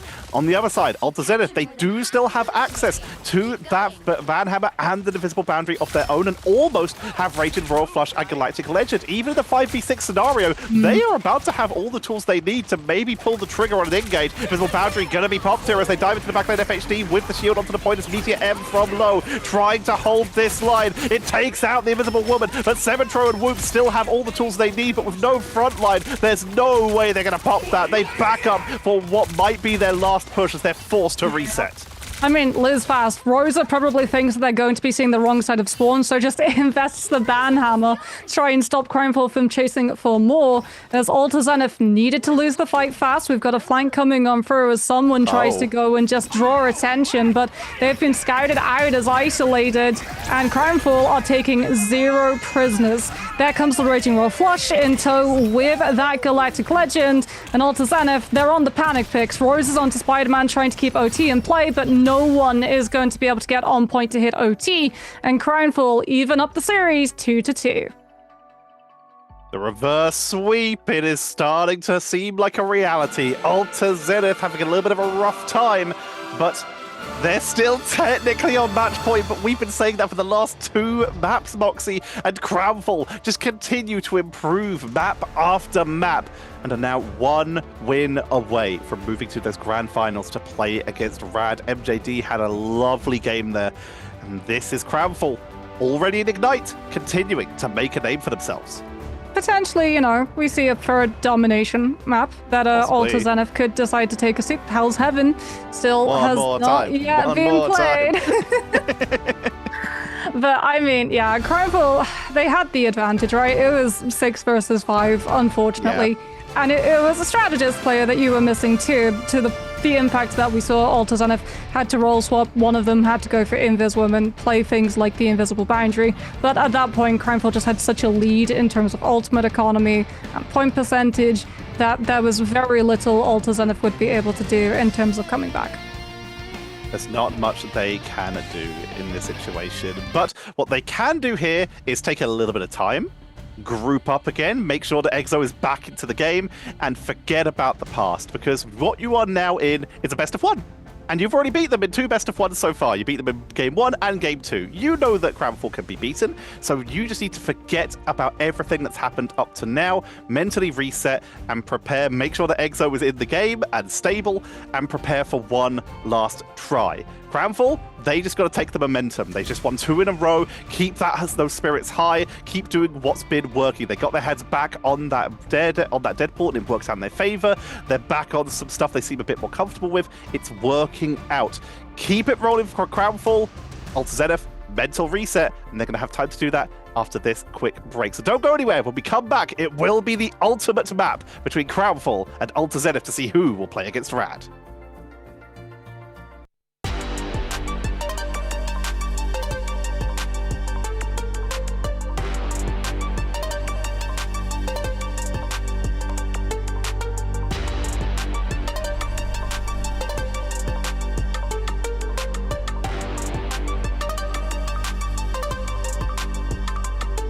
But Zenith might go maybe onto protecting Loki instead of banning it out, because they had to kite. They physically had to kite every Gambit Galactic Legend combo and give up map control and point control off of the back of it. So maybe, especially since we saw the performance on Celestial Husk, they were really, really good at using Loki Regeneration Domain to not have to match the Gambit Ultimate at the same time and save it in the back pocket while not losing players on the disengage. So we'll see. That could be a good avenue of being able to stop Crimefall's antics with the Star-Lord and Gambit if both make it through the ban.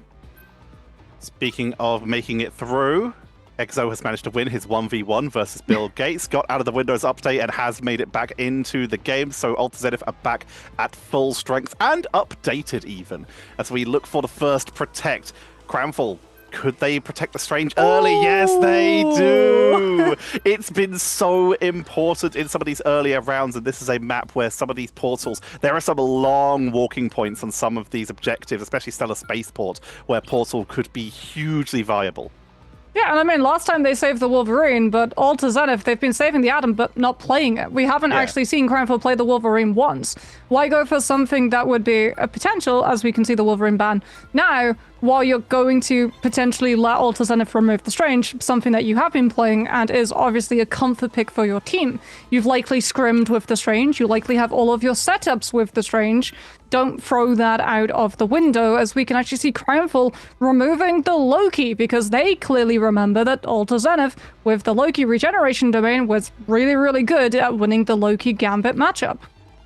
So wanting to just stick with the single Raging Royal Flushes, and Crownfall, once again, they still stand up, and they still look at Alta Zenith, they look at Monarch and say, nah, we better though, and they're going to lock in that Vanguard Deadpool for the main duel, FHDC versus Monarch for that flank and that backline protection. Zenith, though, they immediately protect the Invisible Woman to give themselves that extra duel, and also, it empowers Crownfall, though. Little bit risky here, where they could have maybe banned that out and protected something like, for example, a Cloak and Dagger for their own backline and banned out the Invisible Woman, but they prefer to try and duel out by removing the Star-Lord. They wanted to try and force Elsa. Crownfall, they don't want to match it. They take out the Elsa here. I like the removal of the Star-Lord. Not only do you not have to worry about a lack of Loki dealing with the Galactic Legend Raging Royal Flush, it also means that you don't have to run Mag on one of your Vanguards. True. So you can run Rogue to be able to have the empowerment off of both Team Up, but also Heartbreaker, plus the additional damage of the Raging Royal Flush. But you can also have Rosa flex onto the personality pick of Thing, which, as we talked about, it's going to be really, really good into something like the Strange, because Lo can hold the shield up, but it's going to do absolute air into the melee damage that Rosa is outputting with the Haymakers. Parry this, you filthy casual, just punches through a magic shield. But you've been talking about this entire time. This composition, this matchup, this best of 5 started with the personality bans, banning out Strange, banning out the Thing. And we moved away from that as time went on, and we finally come full circle to not only them being let through, but being picked. So now it's just time to see who comes out ahead, because otherwise these compositions almost identical, except for the fact that Crownfall, not Invisible Woman, even though they have access to the Strange, they don't want the team up. It's Cloak and Dagger for them. Are they going Portal? I think they are. Twilight's in Cloak form at the moment, so yeah, it's going to be Portal into Terror Cape and just jump on someone from Alta Zenith, but it's actually Crownfall who lose someone early. Abu who goes down, Alta Zenith 1 player up, a Vanguard at that, and they're going to be able to monopolize early point control off of the back of it. Crownfall now just have to try and stall. Yes, they've lost the Rogue, but they still have 2 Vanguards in the form of the Strange plus FHDC, who's generating that ultimate up at a rapid pace and manages to remove Team Captain from the equation. Twilight did swap back over to the Invisible Woman, so now Crownfall keeping this up in an even fight, but the good angle being taken from Alta Zenith to hold the line, keeping the backline. They have to deal with this Deadpool, who's putting on a lot of pressure as so much damage is dealt to Rosa, but they retreat into their healing. Invisible Boundary matched from both sides, Twilight and Exo. Twilight still able to get theirs in time, despite not even starting on the Invisible Woman to keep this fight going. Ensong Inferno into range and Royal Flush from both sides to match as much damage as they can to get as much burst onto those backliners.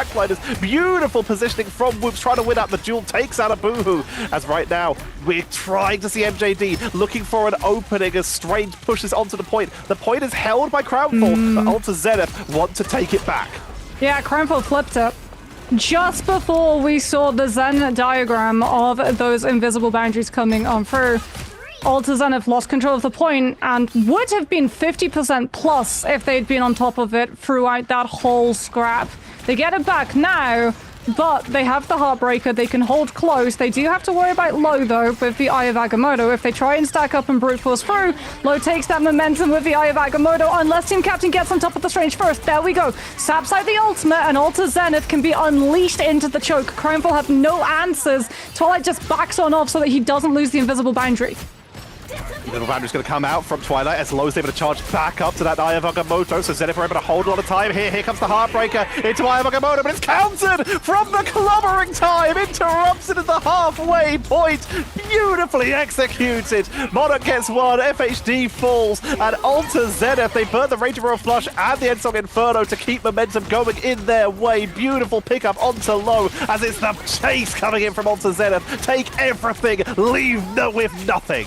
Oh, a little bit of an overextension there from Hatro, as Twilight's able to find the elimination on the chasing Gambit. So Alta Zenith now going to not hold all the way close. They have to wait for that second strategist to come back on through. And Crownfall wants to take advantage of that. Lo goes over to the Captain America. He's just going to send himself right at the team, trying to get as much disruption as possible and split the attention to allow Crownfall's players to walk into the retake, allow FHDC to generate the ultimate, send out the Banhammer, and put someone incredibly low so that Crownfall just get to Rosa through the whole rest of the team. No other ultimates needed. Beautiful fight there, taking such a convincing setup here, and Ultra Zenith were just taking so much damage while groups up on the point that the health bars were low enough for Crownfall to capitalize and reflip this on 99 versus 33 right now. Crownfall building back up, but look at the ult charge here. Heartbreaker available almost for both sides, as Abu, who is just off here, but Low is building up towards a freedom charge. This could give them so much ult charge if they're able to get it charged up, but it's going to be Team Captain who pulls the trigger first, diving on out, forcing MJD to back away to charge on up. Rosa has the clobbering time, which could once again interrupt this visible boundary. Comes on out of Boo, who already taken off the board. Exo mirroring, but Zenith have the advantage in this fight. Badhammer comes on out as Darby is wiped on the backline before the flush, as it was drained earlier by the other side. Here comes Ensong Inferno into the backline. That felt personal. Yeah, I mean, Crownfall are down Darby. Abu, who goes to the Strange to bring Darby back into the fight because they have the Raging Roll Flush ready to go to match Hatro's, and it's just the Gambit ult mirror. Hatro trying to live, kiting back over with the pressure coming on through from the Strange as Abu, who just chases him entirely out of the fight so he can't help the rest of his team. Ultra Zenith, though, still getting work done on the point itself, but they just have not been able to find the flip. Crownfall's players just keep ping-ponging the possession. Abu, who's so close to an Eye of Agamotto, but they're just getting locked down. Heartbreaker to steal it right before the cast. And it's going to be Crownfall forced off. The overtime ticks on down. There's no more portal. And that's going to be Ultra Zenith grabbing the first point in map number 5. Great target focus. Crownfall, the moment Low swapped to the Captain America, you have a new danger on the board. Freedom Charge is a defensive ultimate, and it allows the rest of your team to start accelerating their own ultimate charges. The moment that you let Crownfall hit all three in one fight, Invisible Boundary, Freedom Charge, Raging Roll Flush, and they're in control of the point, they're stalling that fight out to a point where they're in a position to win it. So Ultra Zenith, they pick the Gambit, they get Darby before Low can pop the Freedom Charge, and it just derails Crownfall's strategist lineup and allows Ultra Zenith to find the eliminations, force the Strange Portal early so that Crownfall can use the Gambit ultimate before the match ends, and allows them to find the flip. Great play coming on through from them. Low looking to adjust here, and they're looking to match. That is potentially dangerous as the thing comes out from them as well. Crownfall going into the personality pick of Rosa. How much practice do they have on this? How comfortable do they feel? And how risky are they going to be pushing into an Ultra Zenith that will have access to Invisible Boundary and clobbering time? Well, they couldn't stay on the Strange. Eye of Agamotto was getting interrupted by clobbering time, so you couldn't even get to use your Vanguard that you wanted to. Now we're going to be seeing, like you said, that full mirror coming on out. Ultra Zenith do have the advantage, which is why they're taking up that early aggressive positioning on the point. And it's a very aggressive use of Invisible Boundary with the Heartbreaker coming on through from the side of everybody just scrapping it out. Out comes the Banhammer once Invisible Boundary's done because Ultra Zenith didn't get the eliminations. Twilight matched Invisible Boundary, got the later sustainability, and Crownfall answer back before Ultra Zenith can cap. Massive flip on that fight from Crownfall. Like you say, that last second Invisible Boundary from Twilight, able to hold the line even after the dive from Team Captain. In terms of ult charge now, it's going to be close to even, as we will see Ensong Infernos available from both sides. But in terms of defensive abilities, then we have Raging Roll Flush at the ready. Here comes the backline. Banhammer coming on out from FHD to try to slow that pressure from Ultra Zenith as they try to make their way onto the point. Rosa just face first is trying to create an opening. Ensong Inferno comes out from MJD, not going to find much, countered by Whoops to see if they can get a blow up into the backline, and they do so, taking out a boohoo clobbering time from the side of Rosa to try and burst on through, but forced using the anti-street charge to reposition. They take a lot of damage. Heartbreaker from Team Captain in the backline, they're taking so much damage, but their healers are absolutely doing insane work here. Beautiful duel by MJD, almost dropping and finally able to pick off Monarch. Can they force out the Invisible Boundary? Exo has to use it. Crownfall have players back into the fight. Boohoo is back with the Heartbreaker as well, and they're still holding on to the point. Invisible Boundary is done. Heartbreaker is fully through onto the whole of Ultra Zenith's team, and this point flip fight, it's running away from Ultra Zenith's side. They couldn't find the eliminations. Crownfall kited, they batteried until they were in a position with ultimates to make a play for second turn, and they win it out in the end. Already at 70%, and Alta Zenith, their lead is starting to evaporate as Cramfall look to even up this map number 5, sending in a couple sparks. Whoops is trying to build their way up to a second Endsong Inferno, but MJD is far ahead of them here in this early stages of the fight and could open up with a big chunk of damage. FHD though caught as they try to put some pressure onto the backline. Monarch immediately takes advantage, taking out Twilight in the backline, and Cramfall are punished beautifully by Alta Zenith, who are going to be able to flip this, but it's likely going to be a 99 charge just off the side.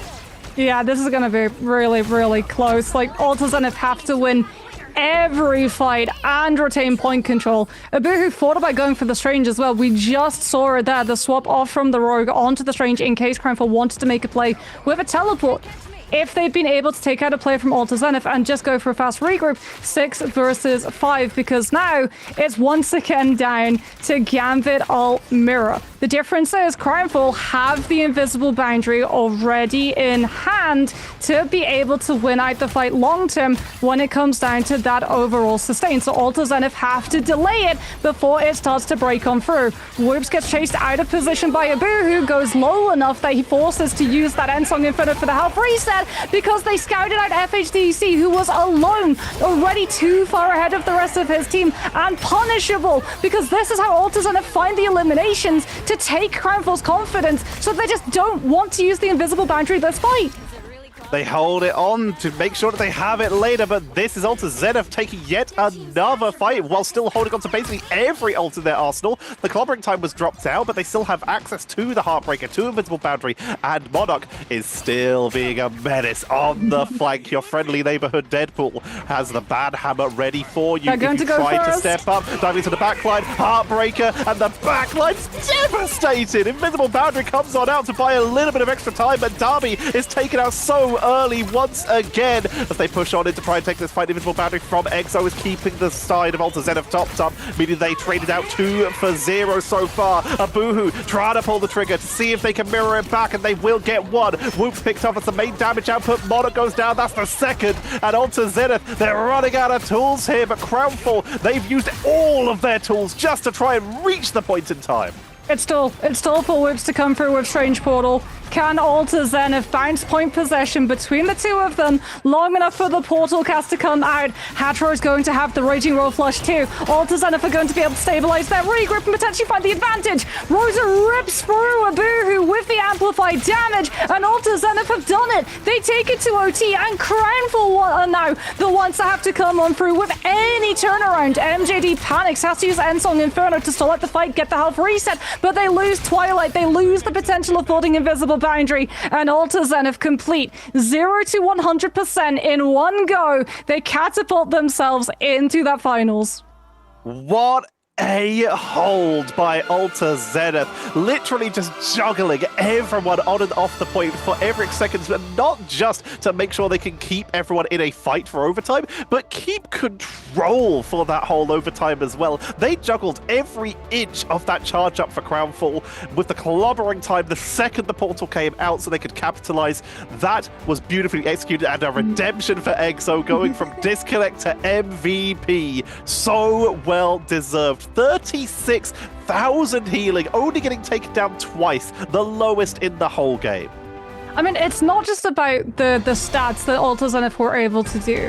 It's also like, I have to say, the person who alt tracks for Alta Zenith's team is insane. They perfectly called every time Abuhu was 15% off alt and team captain had ready to go, when they could go without Crownfall turning and punishing with a Heartbreaker first. Like, it's so hard as a rogue player to be able to use the Heartbreaker in the close quarters on a team who is mid-regroup and anticipating that early point of contact with the rogue ultimate, especially because they know that's going to be the opener. They can pull their backline back, they can play to absorb it, and that confident play can turn very quickly against you. But when we saw those fights when Alta Zenith were able to get that point control and hold closer around the corner, have the high ground verticality, and literally just send Monarch and Team captain a 2-person hit squad into Crownfall's team. Yes, they lost the fight, but they got so many ultimates out, they were able to buy so much point percentage, and then they stalled the point control long enough for Portal to come through that Alta Zenith could then use the ultimates that they still had left over to win out the fight that happened afterwards. Brilliant play coming through from them. When you take out Darby before a fight even starts and drop Invisible Boundary in the hallway leading up to the point, not even on the objective, you know you've done your job as a dive. Like you said, they lost the fight, but they came out ahead in resources. What an incredible set. Crownfall, congratulations on 3rd place, and we will be seeing them in Ignite. Their journey is far from over. It's now time to go away, go into the practice caves, and build up as much as you can. Whereas Alta Zenith, they still have one more obstacle ahead of them. They have to play that rematch versus Rad GG. And we'll have a slightly longer break as we get set up for that, so don't go anywhere. When we come back, it's the grand final of MRC Season 6.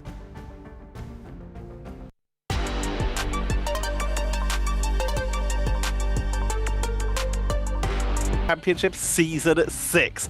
Alta Zenith were able to dispatch Crownfall and make their way back for the run back versus Rad GG, who sit in that upper bracket looking pretty, having an incredible run, barely dropping a single map, Moxie. Yeah, they did not drop a map to Alta Zenith the last time that these two teams matched up. It was a clean 3-0, and a pretty fast one at that too. Hell's Heaven, the first round of domination, went for the first round 100-0. Then when we headed to Convoy, we saw a full hold as well on Midtown before we headed off to Yggdrasil, which was a held on 3rd into a cap coming through from Rad. I think we've also been able to find the origin of the instant Mantis ban, because Alta Zenith played a whole lot of Mantis the last time that they ran up against Rad. It was a lot of triple strategist lines with Atom compositions mirrored for both teams.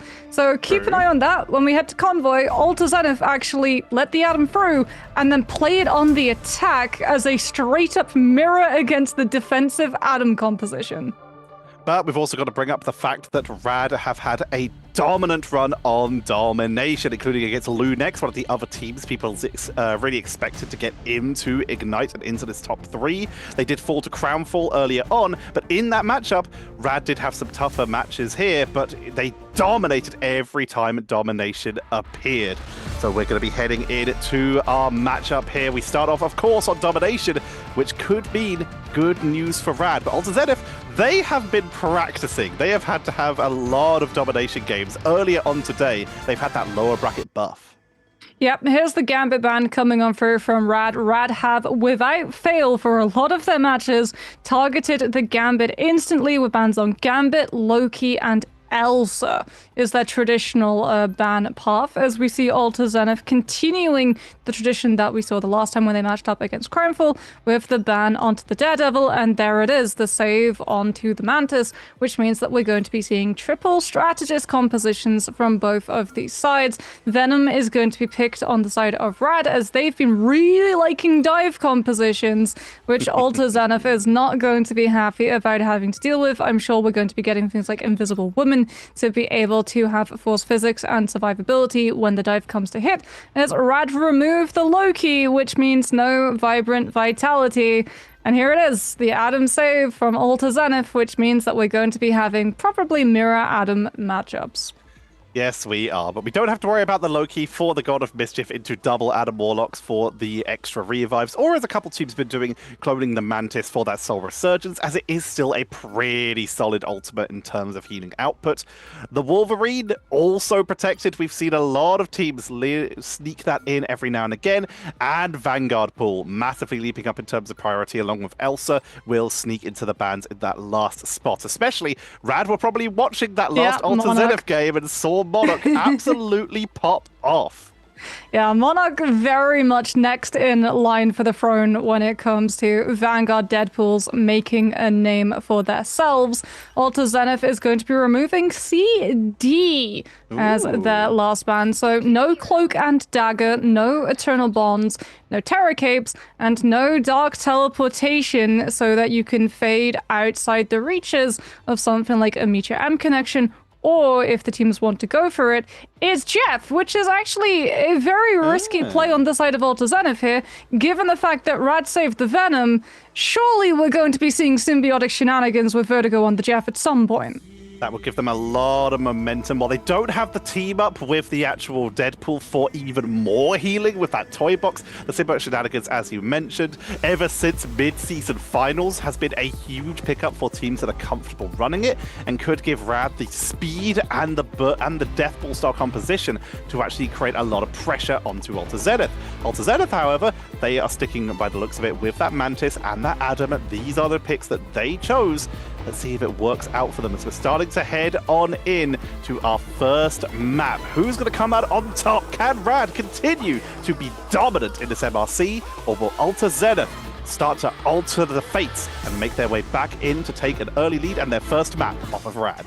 Well, there's the expected Jeff. Mash is going to be playing it to give symbiotic shenanigans to Lugia, so we're going to have two major cooldowns in the first scrap for contest of this point, as Alter Zenith are going to be starting things off fast with a strange portal so that they don't get hit on rotation by the dive that is already set up to be able to target and force out some of these really important cooldowns.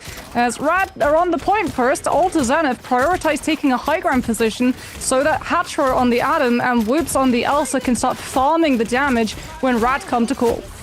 Here comes the Venom, immediately forced to swing away as Lugigo is going to be just focused down. He's able to cause a little bit of disruption, but Alter Zenith choose to move down to that low ground. Keep an eye on Team Captain here. He's going to be trying to help mark this Venom along with the Elsa, both of which have a solid amount of crowd control to try and disrupt and prevent Lugia from swinging in, getting symbiotic resilience, and swinging away for free. But it's not going to be Lugia who falls first. It will be Crazy Kitty sniped from a distance by Monarch on yet another character, just finding these pickups on the flank. I think we can see how Monarch was able to land the damage stats in the last few games. Very accurate, it turns out, on both the Deadpool, but also the Mantis. And also, I love this about Alter Zenith's Vanguard line. It's really good with the Thor to be able to, as you said, intercept things like the Venom, but you also have verticality mobility tools, so you can bounce the point presence between your Strange, then when the Strange shield breaks, your Thor can occupy that position, so you don't allow Rad to just walk away with first point control when they have that mag. Opening Apex Predator into the choke, but this is what we talked about. Lack of CD means that Mash's ultimate is going to potentially be able to find players to eat and forces Hatro's hand into bringing them back with Karmic Revival. Whips back into the field. Monarch also brought down, but it's still within the 10 seconds count, so Karmic Revival procs a second time. And look at Rad, they're more than happy just to wait this out. They'll let the Karmic Revival go down. They've burnt very few resources for this, so they'd rather just let that Karmic Revival expire, but immediately Alter Zenith not wanting to give them a chance for the reset, commit into this with the God of Thunder, starting out 2, but Vertigo's invisible boundary sustains them through. Here comes the Apex Predator, forcing them off the point, but they cannot capitalize on it, meaning that Alter Zenith have used every single ult in their arsenal, and Rad have sustained all of it. But what Rad haven't done yet is take the point. They're finally going to pull the trigger. Beast from the Abyss for the anti-heal from Lugigo as they push on in. Ensong Inferno at the ready to try and pressure one more time as Lugia continues to bully the backline.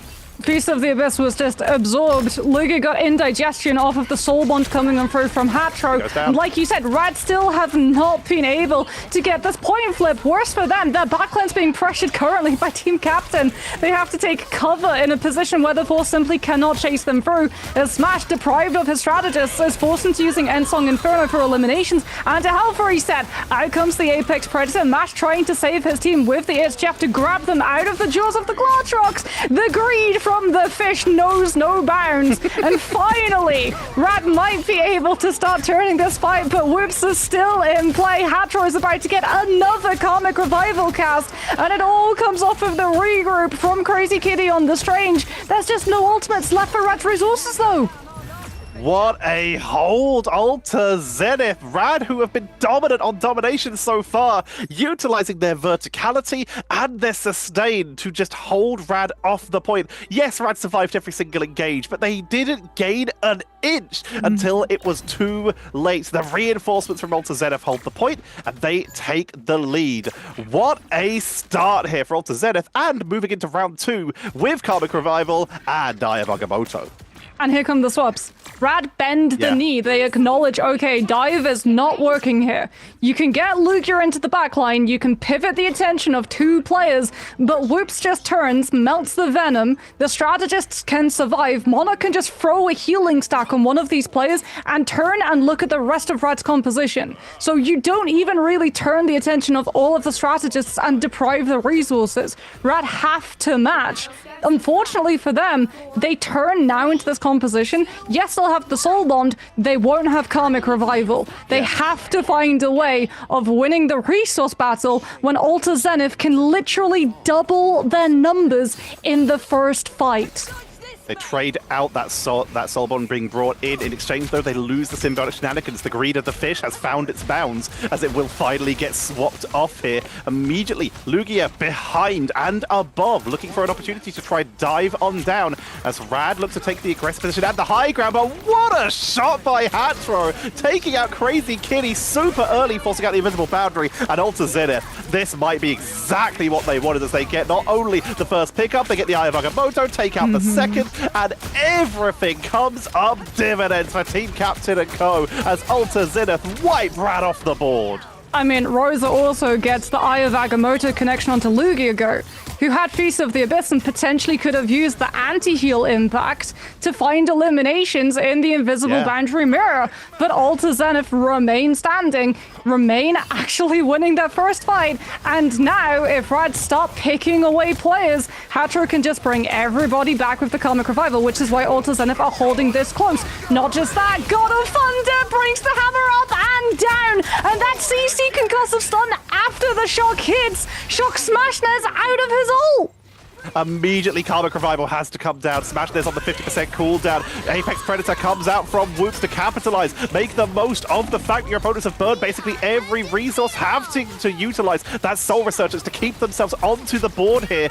Silent Seduction from Ducky to try and punish that Venom. Pull them off the board as they chase them back around the corners. A lot of crowd control, but they can't seem to capitalize as Hatro gets Karmic Revival. Rosa returns. Whoops is currently out of range. Hatro needs to get in range to bring back that Elsa. And in fact, Rad look like they're trying to find an opening here, but the revives reach just in time. Exo stabilizes as well the res position with the invisible boundary, but Rad will be able to pick apart the invisible woman with how deep it was on their end. Smashness still alive on the Elsa too, can start picking down all of the Vanguard's health and start charging back up to the next Apex Predator, but crucially, Alter Zenith are still holding, and they think that this is winnable. Whoop saw the stack, saw Rad pushed up, wanted to punish with the Apex Predator, doesn't manage to find the clutch, and Rad finally finds the flip, but they have to stall at this point. 77% picked up for the side of Alter Zenith. Mash, yes, has that Karmic Revival. Lugia does have the Feast of the Abyss, so they can start sending the dives in as Alter Zenith cross through these chokes, but they're probably going to trade out players as Alter Zenith have 2 Vanguard ultimates to go, and they're just going to wait until Monarch gets Soul Resurgence to walk. Smashness living up to the Monster Hunter there, sniping the Apex Predator, the Glartrox out of the air, preventing it. Here comes the Feast from the Abyss into the backline. Soul Bonds allowing Alter Zenith to push on through, and they have that Soul Resurgence on the board as they try and push up. Team Captain, God of Thunder, needs to be looking for that backline. Mash playing very safe right now. Not even landing too many shots, just focusing on the healing to make sure that they don't give away too much of their position. Exo pokes on the backline. God of Thunder and Eye of Agamotto to just stun out everyone. Immediately Soul Resurgence, Apex Predator, and Psionic Seduction comes out from Rad. It's a lot of resources, but it's working out as they will get the wipe. But was that a bit too much of an investment? They still hold on to Invisible Boundary and Karmic Revival. Rad do still have tools. Yeah, but the crux of res comp is that you burn your enemy's ultimate economy. You let them overinvest their ults, then you use the eliminations that they find, you bring everyone back with Karmic Revival, you stabilize your ult position with the Strategist ult to force space back, and you walk back on a team who has nothing to stand up to you. Unfortunately, Rad were the one that torched their ultimate economy. Yes, they'll have Invisible Boundary to stabilize their position when they res and on the objective, but if they use Invisible Boundary, Whips is just going to send out the Apex Predator. They see the players there, they use the Apex Predator, that's the feed so that Mash can find value with the Karmic Revival, but Hatro still has one of their own. Meaning that Alta Zenith might have more sustain here as Invisible Boundary is going to be coming on out. That's not yet available. Finally, Vertigo gets it onto the board so they can keep the mirror going for at least a moment. Hatro's playing safe on the flank as the Apex Predator comes on out. Apex Predator forcing the Karmic Revival from Hatro up to the high ground. A Soul Resurgence keeps everyone topped up coming out of it.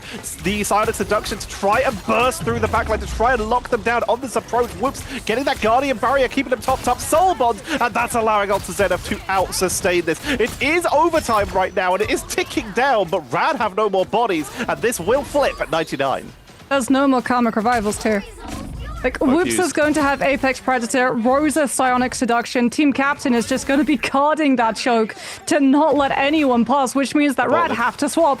Ducky goes for the portal, Invisible Shield is given there from Vertigo with the Guardian Shield to make sure it doesn't get cancelled by something like a Mental Sedation as they just portal onto point. They've got the Soul Resurgence, they've got the Feast of the Abyss with the damage boost as well, and they're trying to find these isolated players. Exo wanted to play out of the fight on point, he knew that the portal was coming through, but that just means that he's easy for the Venom to chase down, and now it becomes the game of cat and mouse and point control. Feast of the Abyss comes on out into the backline. Team Captain dropping low is being able to get topped up though. Looking for Mash in the backline. Take them out before they can charge up. Force out the Ghost. One down. Mark him. Do not let him revive. As right now, Alta Zenith are holding solid in this fight. Apex Predator comes on out. That's a double coming out from Rad though. As Hatro's taken down. Rosa is dropping. Rad might actually be able to hold this out as Mash does go down though. There's no more revive. Soul Resurgence coming in from Monarch to keep them onto the fight. But it's just the strategists versus the entire army of Rad as Rad even up the score. Hatro was 7% off the Karmic Revival, which would have turned the tables for Alta Zenith. 7%. This is the thing, though. Rad, they calmed. This is a coordinated environment. The moment that Alta Zenith sends that 4 of Team Captain to go mark Mash's position, force the self-res, then find the next elimination on the Atom, he's not there to peel the rest of Rad's team off of the fight happening on point. Exo gets chased out, Monarch gets chased out, Hatro gets chased out, he goes down, he has to spend precious time pulling himself back into the fight with the self-res animation, doesn't get to build the Karmic Revival. Alta Zenith, you desperately see the players, Monarch's on the point, trying to stall it out for that Atom to build up the ult and give them Karmic Revival to win the OT, but it just does not happen in time, and we go a third round. What a close matchup between these teams, and Team Captain swaps off. Not dealing with the Thor anymore. This is a map with some more environmentals, and Angela is going to have a much better time in terms of the actual the map, but is still at risk of getting caught out by the Emma if they're not careful. But already Mash is going to be the first to fall. They do have that Karmic Revival, but they do not have the Cocoon, meaning they are sent right back to spawn. Invisible Boundaries dropped by Alta Zenith as they want to capitalize, taking down 2. They 100% want this early point, and they're going to get it. Yeah, there's no punishment for Alta Zenith. They want point caps so that they can stall out the fight that happens and pick up at least 50% of the point with the Karmic Revival fight. Also, ult tracking, Hatro knows, Rad already used Vertigo's ult. Next fight, it's not going to be Invisible Boundary advantage. Now you get the advantage of space. You're going to be able to mark out where the dive comes through. Your Angela can mark out the Venom's position, potentially make a play to go put the pressure on Smash to force out the self-res early again. And all the while, Rad are funneled in one straight line towards Whoops with an Apex Predator. And this ult is about to be huge. Apex Predator trying to isolate some people, take them off the point. careful tackle by Team Captain. Looks like Crazy Kitty was able to stabilize and make their way back onto the objective, but Hatro and Exo were taken down in the back, and what was an incredible engage has turned into nothing. Rad wipe off the ball. Karmic Revival coming on out to keep this fight going for a couple extra seconds as Ducky looks to capitalize. If they're all going to revive in one spot, might as well try and pull them back in. Second Karmic Revival from Hatro to delay from Mash, to delay a little bit longer as Team Captain went in with the Heaven's Retribution from above to try and flip this Soul Resurgence for the push. Invisible Boundary on the mirror, and Team Captain is just looking to just isolate people. Takes down one. Crazy Kitty, the run back does get it. Rad got the flip though.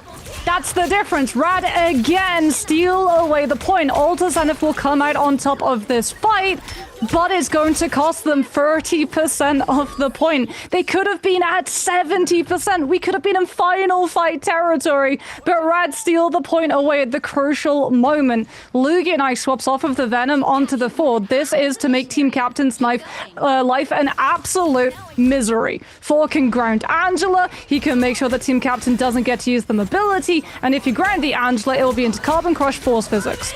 Apex Predator coming on now. They don't want to give them the chance to get set up, looking for someone to get picked off, and Rosa gets dropped low, forcing out the Invisible Boundary from Exo. But Ducky sniped in the background. Team Captain doing a huge amount of work here. Doesn't need to duel the Thorn if you're just constantly on the flank like this. Playing lower than their team because they can pop up whenever needed. Anytime someone tries to step up or drop down, they know exactly where everyone is, and they can get isolations. Yeah, it's scouting. We're in final fight territory, and by Alter Zenith going for that really aggressive invisible boundary, they've denied Rad the opportunity of Mash having ultimate up for when this fight starts. Smashnez will have Apex Predator, which is why Alter Zenith are respecting the space that Rad will be walking, as Hatra will be in a position safely away from this fight, looking for Karmic Revival. It's just about forcing Rad into investing ultimates before you use it, and here's the first. Out comes Apex Predator. You're not focused on burning it out, you're focused on remaining with that point control so that you can stagger your players' lives and bring them back while still holding onto the point. Crazy Kitty burns Soul Resurgence to mirror this. They still have Karmic Revival from Mash and Invisible Boundary, so Rad have all the tools they need to out-sustain Alter Zenith here, unless they get isolated and taken off. Here comes the Silent Seduction, trying to pick off the front line, wrapping all the way around, but it's a great use of the cover by Alter Zenith. Apex Predator for Whoops. This could be huge. Invisible Boundary off the side. Whoops! That is an apt name, as in comes the Heaven's Retribution from Team Captain to take them out, all grouped up together. Mash immediately Karmic Revival to keep that fight going. Whoops is on their way back for the rest of the team, but Sustain is heavily in favor of Rad right now. They've got the flip, they've got the Soul Bond, and Alter Zenith are just being whittled down one by one. Portal comes out to try and sustain this early at 50% so they can try and just keep this fight going. Rad not giving up how to fight. Another Apex Predator onto the board to try and take down the entire front line, and it works. Hatro goes down as well with 79% on the revive. Oh, that was risky from Alter Zenith. Whoops goes down, comes back on the Strange. They're playing to try and just charge up the Strategist ultimates and outlast Rad, but Smashnez gets 3 Vanguards to farm health bars from and builds up the Apex Predator and just wipes everyone before Hatro hits ult. Alter Zenith now off of Strange, don't have teleport for the overtime fight, and have to rely on damage boost with Soul Resurgence to get them into the fight, and Whoops to find the eliminations off of Elsa neutral kit alone. Time to run phase as they go in with the Soul Resurgence nice and early for the fight, taking out Vertigo as the first pickup. Mash is on 72% of their own Karmic Revival, which means it will not be in time to bring back Vertigo. Mirrored from Crazy Kid. You can see Hatro moving to a safe location, trying to take some high ground, but still keeping the team topped up with the Soul Bond. Rad, they're holding this on overtime as in comes the God of Thunder onto the backline to take out one. Crazy Kitty falls, Team Captain falls. It's 2 for 1. Karmic Revival, Hatro found a beautiful position just behind the platform to try and keep the team topped up, but no one's dealing with Smashness right now, who's continuing to do huge work onto the backline. The Psionic Seduction is massive. Mash is still in position for the Karmic Revival, but it's not even needed. Finally going to be dropped as Lugia comes in with the Revive Portal to make sure that everyone is back. Crazy Kitty swapping off of the Mantis to keep them on the board, and Alter Zenith are running out of bodies for the point. They brought out Hatro onto the Jeff to try and reach it in time, but they can't do so. Rad with the hold, and they take map number 1 in a 2-1. We're in for a lot of mirror Adam compositions, I'm telling you now. These two teams, they matched up in the upper bracket, and it was domination, Adam composition, convoy, Adam composition.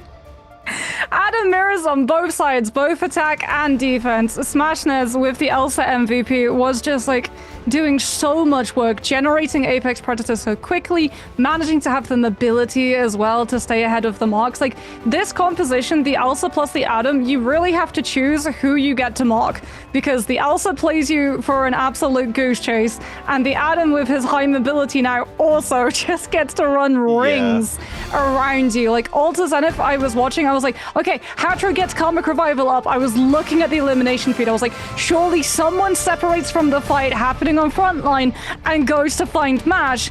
Otherwise, Rad literally just bring everyone back, win the OT with strange portal advantage and second cast of Karmic Revival, and that was, unfortunately for Alta Zenith, exactly what happened. Mash was untouchable, Karmic Revival brings all of the necessary players back, Strange Teleport grabs Crazy Kitty back into the fight, and Smashnez is still running around, outputting 40,000 damage and coming away with 22 final hits.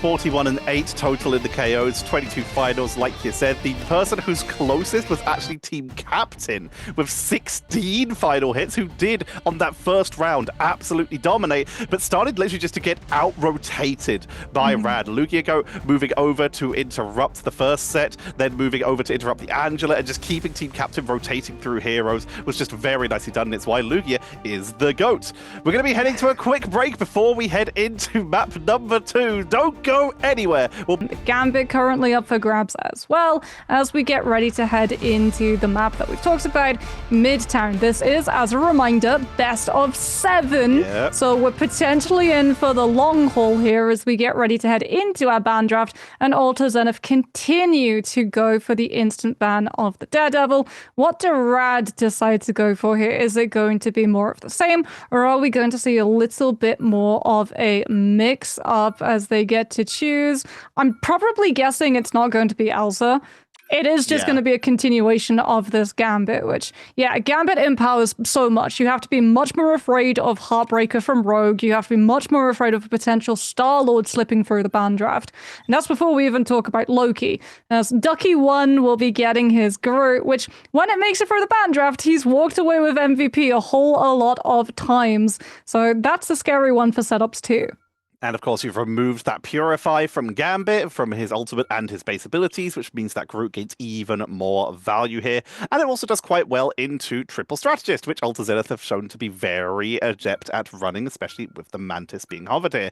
I promise I will make only one joke about this as well, but if we do see Elsa continue to slip on through, then good news to Whoops, this map has very minimal points where you can fall off. Wow. The one joke. That's mean, Tetcha, as Loki is going to be removed. So we don't get the full team up of Empowered Regeneration Domain, now larger with increased damage as well when you play within it. As Mantis getting saved means that we're likely going to be seeing damage boosted Elsa. Also opens the door for a return to Ultron, which, as I say it, there it is. Rada going to go for a save. If you watched the upper bracket matchup between these two, you will already know that Rad actually played a Mantis Ultron Invisible Woman composition on their attack to break Alta Zenith's defense all the way back on Yggdrasil Path Convoy. So potentially we see the same thing here. Elsa does get protected here, and I did make the joke, but Whoops is actually insane on this. We've been seeing the really close matchups between them and Smashnez, just trying to outduel each other, and it's honestly been going almost 50-50 every time they have ran into each other here. So it's a safe pickup with the Mantis buff as well. You are just unleashing so much damage. The question is, with Adam taken off the board, do we potentially see Vanguard Deadpool taken out as well? We've been seeing a lot of proficiency from the side of Alta Zenith on that, especially from Monarch, and it gives a big buff to that Elsa, which would empower Whoops even more. Rad get one last ban. Now, this is MRC. These bans are universal, which is why that Adam ban will go both ways, as will the Vanguard Deadpool get targeted out too. And it makes a lot of sense, right? Vanguard Deadpool just has ult first. If you're playing Mantis Ultron, you want to go for those really fast ult generation cycles, and Deadpool just runs laps around those accelerations. As we're going to be seeing, Rad starting off on the defense. Already there it is, Crazy Kitty on the Ultron. A hero that Crazy Kitty was actually making a name for themselves on all the way back last year in Ignite. I was really worried how they would be able to flex their hero pool because they played Ultron and Torch, and both of them unfortunately got massively nerfed. But Crazy Kitty for me was one of the players that really stepped up in terms of overall improvement. They very rapidly grew to be one of the best duelists in the region. 100% agree. They've really started to show up. There's been a couple players who we've always been keeping an eye on in terms of those big rising star duelists. Crazy Kitty is one of them. Ballas is another one. There's a lot of potential. And of course, Whoops and in this case, Monarch, who's showing also as a Vanguard a lot of these games, but it is playing it like a duelist in the form of that Vanguard Deadpool. In this case, will be allowed to play on Phoenix, a hit scan character, and against that Ultron might be very good for them. Rad are going to be starting off on the defense, not going for the triple Vanguard as it feeds the Elsa like absolute crazy. Yes, a triple strategist line can potentially keep them up, but with Groot in play as well, you can get walled off, you can lose the line of sight, and you can lose your Vanguards very quickly while allowing the enemy Elsa to start pulling ahead of your own. As we can see currently, Ducky1 just playing up on the high ground so he doesn't get pushed off and isolated. Lugia Goat as well, making sure to watch the flanks so that no one from Alter Zenith can get past and go pressure out the backline. Early cancel on the Lightning Dome on the Awakening Rune as well to make sure they could just drop a little bit of damage and then still have a way to lock someone down or escape if more people came up to mark them. But now, charging up was trying to get to Ultra, but Crazy Kitty is playing nice and safe to avoid getting caught out here. Monarch takes the high ground as Alter Zenith slowly but steadily are just creeping forward inch by inch. Apex Predator comes on out to try and capitalize, to try and push into the back line, but Rad are absolutely destroyed off this, unable to hold back even from their own engage. Strange TP is going to come on through here. Unfortunately, Crazy Kitty actually gets picked off before they can make it to safety. As they try to use the Apex Predator to cancel the Strange TP, as Ducky1 would have been shielded, but still that Glottrox would have gone past, but it just gets melted before it can hit him. Strange does fall, but you did your job. You got the portal through, and Crazy Kitty stabilizes the team with the Rage of Ultron. Alter Zenith, though, don't lose players early, as EXO has the sustainability with the Eternal Bond, and we go into Invisible Boundary versus Invisible Boundary. Alter Zenith have to lock in, as they just have to deal with these cleanups, and they should be able to pick up the first checkpoint. Alter Zenith with the momentum here, taking them down. They were able to snipe Lugia Goat out of the air mid God of Thunder, so they didn't get the stun off. What a beautiful hold, and Alter Zenith start making their way immediately into the zoning position. Do not let Rad reset. It's exactly what we've been seeing from all the teams so far. Just get as big of an advantage as you can and claim control of the ramp before Rad are able to move up and try and fight you around the center point.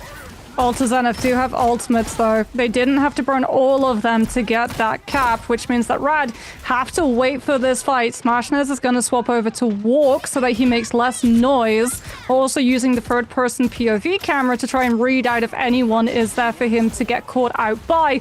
As Monarch can go aggressively, he has the end song. If he gets punished for overextending, he can just hit his ultimate and get all of the health back, as we get to see the Apex Predator from Whoops just grabbing everyone from Rad out of the safety of Subway Tunnel and depositing them right into Alter Zenith's team. Mash tries to get the heal through with the Eternal Bond, and they do manage to close up the distance and get a great blind off with the Terror Cape, but Whoops is still in the fight, and Rad are still losing players. Smash is trying to duel out Monarch on the high ground, but Monarch with a better position is trying to make their way back in, and some Inferno gonna be burned just to try and force them off the objective and give time for Rad to step back out.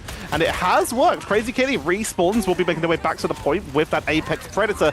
Now this is Rad's opportunity to try and burst through this. 3 minutes left for them to hold, and Alter Zenith have basically every ultimate. Straggling Prison, God of Thunder directly on top the boundary to try and sustain. It does heal them through, but there's a lot of crowd control coming up to the board is going to be the Invisible Cloak and Dagger going down first on the side of Alta Zeta. Finally, they're able to take down Thorn. Lugia got picked off the board, and now who can step up? Who can delay this? Counter-strangling Prison into the back line, takes down Whoops. Vertigo and Ducky Ford exchange. Monarch and Rosa go down, and Rad may be able to stabilize this.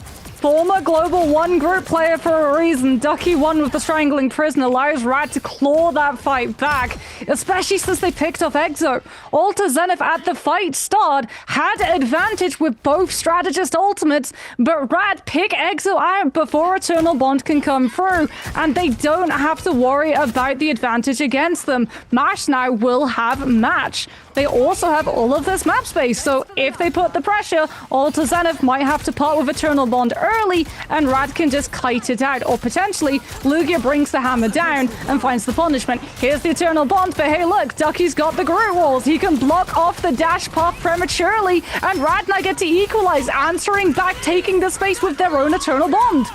God of Thunder comes on down, immediately takes out the backline. Exo is destroyed off the board here, meaning that Rad have a great position. Lovely duel by Smash there, is able to take the mobility and now chasing back, setting up the sparks. Group wall for the retreat to try and give Alta Zenith a chance to regroup, and they will be able to do so without losing anyone else, but that's more time and more distance lost. 1 minute and 30 when they had 3 minutes on this push initially. They're an Alta Zenith, like they've got Strangling Prison, they could go for a combo, potentially Apex Predator, maybe Endsong Inferno. That's a huge pickup, like you said, onto Smashnez, but Rad got the opportunity to take damage and battery Invisible Boundary, so Alta Zenith now have to commit Invisible Boundary to match the sustainability. Monarch gets to use the Endsong Inferno right on top of Rad's players when they're all stuck inside that slow, and it punches through the heal potential, taking Vertigo out, but Smashnez is on the Strange. Rad are going to look to stall, and if Alta Zenith aren't careful, they're all going to get hit by Ducky's ultimate when the team pile through. Counter portal attempted so that they can one reinforcement to prevent the reinforce from Rad by blocking it off. It's not perfect, but it might delay them at least a little bit as Team Captain with the God of Thunder melts through Rad's reinforcements. The doors are open, and anyone else coming through that portal is just going to get picked off one by one. Alta Zenith, they break the hold with 2 minutes left on the clock. Gone are the days where Thor's God of Thunder was stopped by things like Jaff Bubble. Team Captain gets to use the CC immunity, dodges out of Ducky 1's ult, brings the hammer down, and makes sure that Rad can't capitalize off of Ducky's ult landing. Alta Zenith now break out into open space on third, push up to try and take this fight around corner so that Rad lose map control, but they do have the better ultimate economy, and Alta Zenith have to pay respects. It's just a little bit of poke, and they have to make sure that they don't stack up too heavily because Crazy Kitty has the Apex Predator. The moment he sees Alta Zenith too far ahead, potentially punishable with Vertigo with the Force Physics, they're just gonna push for more. Another 30 seconds off the clock here as Alta Zenith will get picked off one by one, and you mentioned Crazy Kitty still having all the tools they needed. They just won that in the neutral as they look to take an aggressive position outside the Fisk building, prevent Alta Zenith from stepping out, buy more time, already taking a full minute off the clock that they had at the start. God of Thunder into the backline for delays. That's a lot of damage. Lugia will fall for that, but it is going to buy a little bit more time. They take down Team Captain in the mirror, immediately forcing out the Eternal Bond from both sides. Glartrox coming on out to try and isolate, won't find it, and now there's a Cloak and Dagger in the backline, causing a little bit of grief. Monarch gets the health reset with Endsong Inferno, but Ducky gets the Strangling Prison. Vertigo comes on through the Invisible Boundary as Rosa match the ultimate, and this is just a matter of who can find the eliminations through the heal per second. Both teams have the Elsa, both teams have the potential of finding those picks, and it's Alta Zenith who comes out ahead yet again. They push on through Alta Zenith with almost no time on the clock. If they get wiped off the board here, then they will be halted. Rad now have the closer spawn position. Portals will likely be back up for both teams very shortly, if not already. And suddenly, Rad have to worry about that ult charge as Team Captain already has that God of Thunder. There's not a lot of setup, but the zoning potential on the objective could be devastating for Rad as immediately Team Captain up to the air to see if anyone's stepping on for the overtime to try and stop before the moment. God of Thunder to zone them off the board, to take out the backline. The wall, the Iron Root wall from Groot keeps them tanked out though as he gets caught out by the Glartrox, but is able to stay alive with that Storm Surge for the bonus health to keep them on the board. Great wall position by Rosa to punish them with the extra damage from the Thorn Lash wall. finals to keep the pressure onto the board. They knock Thorn off the point as the car creeps closer and closer. Exo with the Eternal Bond keeps the team top. Smashness coming in with the Ensong Inferno to try and weaken them. They take out Exo in the backline, but they're out of bodies for the point, and it's gonna be a triple cap for Alta Zenith. Whoops, take a bow. Like, that last fight, For sure. the Elsa just does it perfectly. Ignores the fight happening on point, could potentially build the ultimate faster by breaking down the Vanguard's health, understands that the true crux of the matter, if Rad get invisible boundary off, closer respawns, funneling players back and forth from spawn onto point. Where's Alta Zenith down? So what does he do? He abandons the fight happening on objective, and he looks for the pick onto Vertigo. Smashnez, without an invisible woman, has to use Ensong for the health reset. Mash has already burnt his ultimate, and Alta Zenith deny the strategist uptime and finally break the sustain cycle. Now Rad on their own attack will have to try and break the sustained cycle of their own. Neither team needing to alter their compositions as we are still in a full mirror matchup as we head on out. Great push by Alta Zenith. Great positioning by Whoops. Great setup by Team Captain. While the Groot did tank through the God of Thunder with the Iron Root wall, they had to wrap around the corner to not get capitalized on and not get picked off from the burst damage, meaning they were off the point, meaning their backline was taking a little bit of damage, meaning Alta Zenith were able to take the advantage. Now it's Rad's turn to go on the offensive and see exactly how quickly they can push on through. Looks like it's full mirror matchup as well, so just more of the same. For guarding the flank, Monarch just waiting to see if he can find an elimination Phoenix done into follow-up damage from that right lane, making sure that Rad don't get to walk the high grounds and put the pressure onto those squishies so that they can start taking away the resources, weaken up the front line, and win out the bruiser fight for that point control. Team Captain on the high ground right now, going to enter into the Thor brawl to see if they could just take out Lukia nice and early. Monarch has a beautiful position right now, the classic long range from the Phoenix, able to just ping down from up high, get a lot of damage to the grouped up members of Rad as they try and push down the main entranceway. Building into ultimates, we have a look and we can see that the biggest charge right now looks like it might be Mash or Vertigo on those invisible boundaries. In fact, it's going to be Whoops with the pickup there, up to 87% on the Apex Predator. Great elimination as well onto Ducky 1, coming on through from Whoops, who burns through the crew and as a result leads the Apex Predator ult charge in comparison to Crazy Kitty. Rad don't have a strategist ultimate just yet. They're going to be battering until they feel confident to take the fight, as not only have Alta Zenith been able to find the eliminations. Oh, that's unfortunate. I think that was a Groot wall interrupting the Apex Predator cast coming through from Whoops' on end. But hey, they get one better. They block off Crazy Kitty's ultimate now. The Apex Predators are not finding a target, but the Ensong Inferno will directly onto Crazy Kitty, who was in the strangling prison. Taken down. Counter with the Ensong into the back line. It is incredible from these G-Grey players, taking out a whole 3 on the board. And Rad are creeping forward. They've been slowed down very severely, but they are breaking the hold and are now immediately looking to push up. Don't give Alta Zenith time to set up. They're not going for a portal. Alta Zenith are actually not going for the portal play just yet. They're going to walk from spawn instead. Team Captain does have the God of Thunder, Whoops so close as well to that Apex Predator, which means that Vertigo's ultimate is going to be incredibly fragile to try to set the boundary against the defense just walking on the team. There's the God of Thunder, Lugia mirrors, Vertigo also utilizing the invisible boundary, but that just means that Whoops can potentially get the Apex Predator value once it drops. It's just a matter of Alta Zenith trying to hold the point that long, but rather ripping through the defense. Players are all down, and they get no opportunity to use the Apex Predator. We go to the second part of Midtown. A full minute on the clock more than what Alta Zenith had at this point. Rad are taking space, immediately making their way to the top of the ramp to keep that momentum going. Alta Zenith, they need to reset. They have the Apex Predator. They're building up towards a straggling prison and an Ensong Inferno. That'll be more than enough to take out Rad if they get caught out of position, but they have to build their way up to it first while Rad are making distance and taking position. Yeah, Luke is doing such a good job of just making sure he gets to play the staircase, so even if the group gets a wall through, there's still good line of sight from the strategists onto their vanguard. Out comes Eternal Bond for Altazanov to walk out of subway tunnel. Smashnez is going to try to come on through with the end song hitting onto the ground, just holding, waiting for the moment of Ducky wants ult to grab onto Altazanov's players and find those eliminations, as both teams had the same idea, but Altazanov lose the Phoenix before Ensong can come through. Monarch does have that Ensong Inferno when they return to this fight, though, as they will be able to make their way in quite quickly, and Rosa is picking up anything that might be needed while that happens. Picks up one more in the fight and holds this delay a little bit longer. Rad reinforcing their way back in. The trap is able to catch Crazy Kitty, who nearly gets picked off by the reinforcing Monarch, is forced to back up and wait for the rest of the team. A touch of distance is made, but Zenith, they have the positional advantage right now. Yeah, Rad definitely wants to be able to utilize this Apex Predator. Monarch's going to use the ult first, however, trying to force Vertigo into using Invisible Boundary off of the point. Matt tries to get the Fade coming on through from the CD instead, since it would have been so far off of the objective. Zenith would just have been able to disengage it, wait for it to drop, and then come through with advantage from Hatros.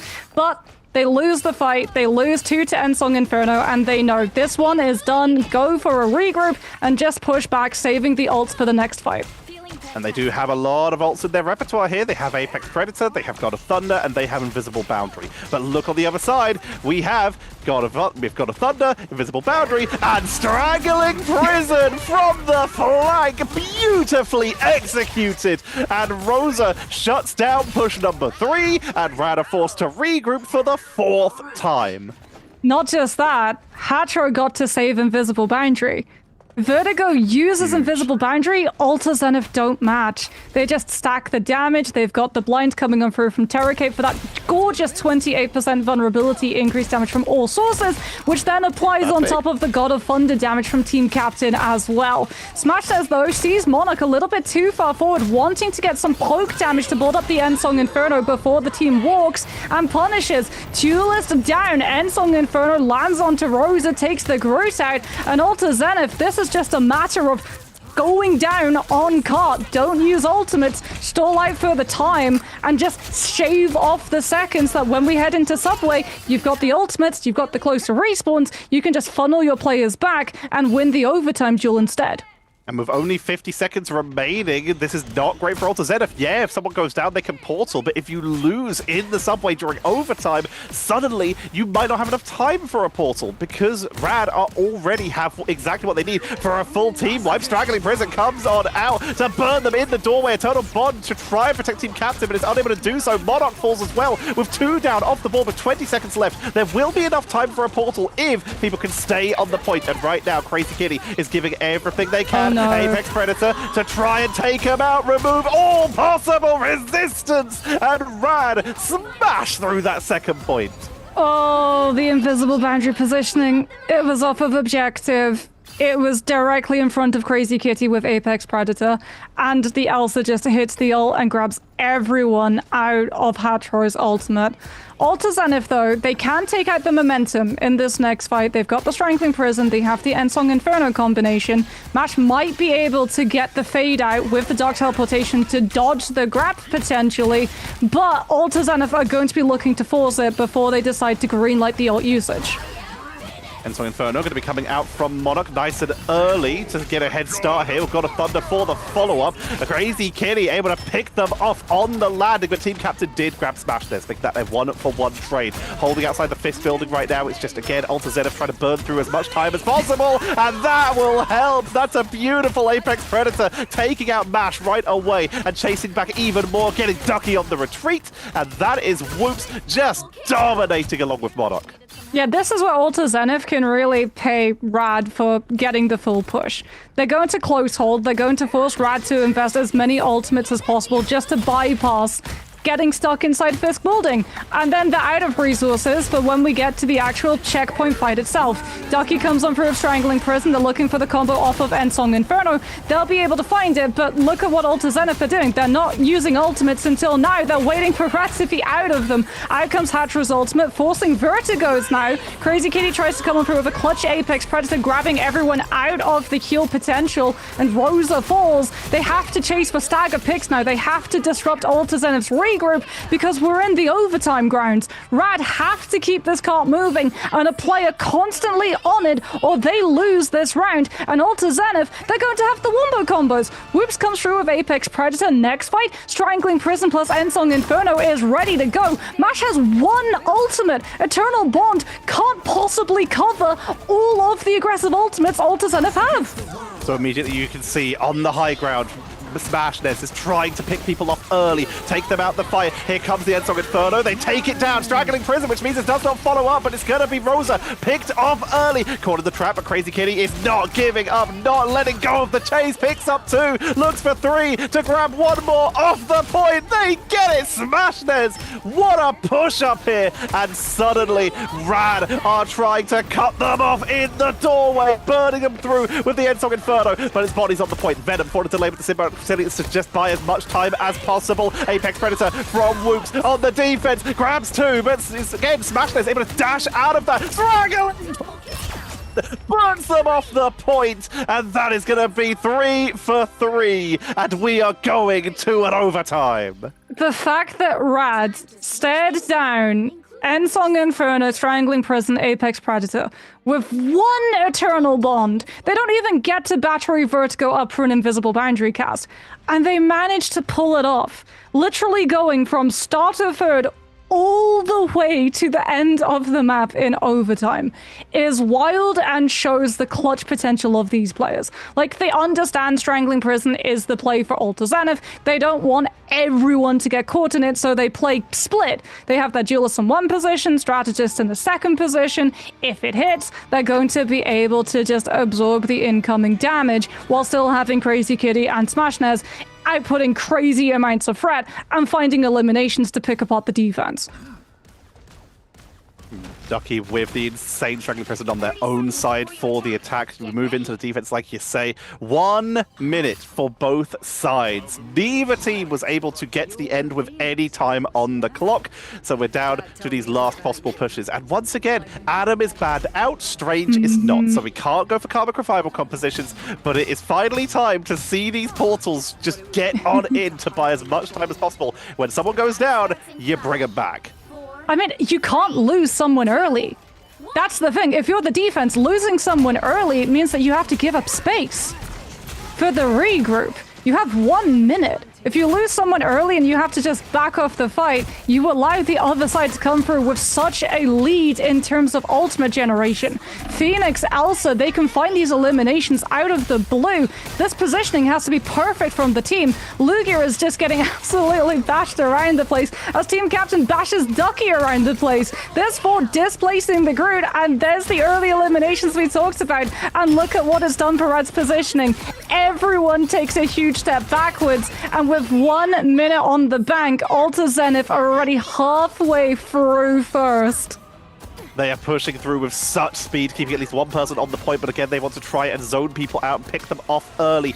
Get as far on the point as you can. Ducky looking to step up and waiting for their team to make sure they actually get enough healing to break through the first wall. Waiting for the Light Force wall so that they can get the bonus healing onto the point to step out without getting burst down. Beautiful flank by Smashness, landing the perfect headshots exactly when needed. Lugia go onto the point to take out the group first on the board. That's 2 people down. Who's portaling for Ultra Zenith to make sure that they can get the reinforcement? It's gonna be Whoops, with Rosa coming in, Invisible Boundary to buy as much time as they can for the actual objective, and Apex Predator to remove people from the board with the Ensong into the backline. Portal about to drop, and overtime is ticking down. They reach it just in time, but they are so staggered, Moxie, they will not hold. I mean, Ultra Zenith just on paper lose the moment they lose Whoops that early in the fight setup. You forced the Elsa, who was so close to ult, to swap to Strange to teleport the team back.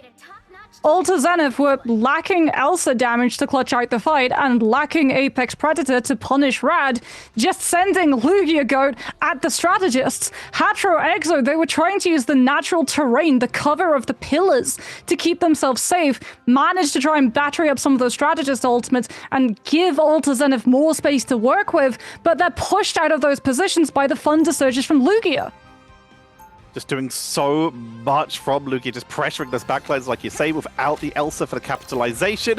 We start to see Rad optimizing. They know it's their opportunity now. They just have to break 123 meters, 88 centimeters. So we actually start to see a little bit of a Rockets-packed lunch. We start off with the Battle Rebirth Beacon in Spawn. You have to place it early, otherwise it does get caught on the elevator and will not activate, to make sure that everyone gets a little bit of bonus health on the way out of base. And they're considering a Punisher. We don't see it often, but if all you need to do is make one ult rotation and push in for that first point, there could be some good value here.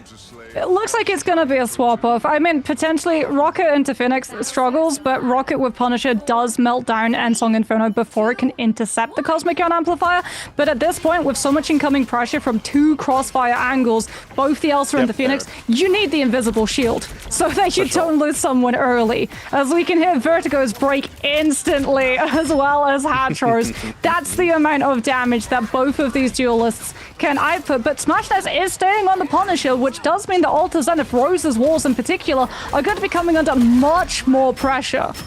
And immediately you can see them pushing on up, taking down the walls, taking down the Rosa, taking down the Phoenix, and just once again, like you said, it's go down on point. Buy time, regroup, portal together. Do not stagger like you did on attack. This is Alta Zenith having to regroup together in order to have any chance of doing this, but they have to fight close range into a Punisher with shotgun, which suddenly is extremely stressful. You can't afford to fight from range.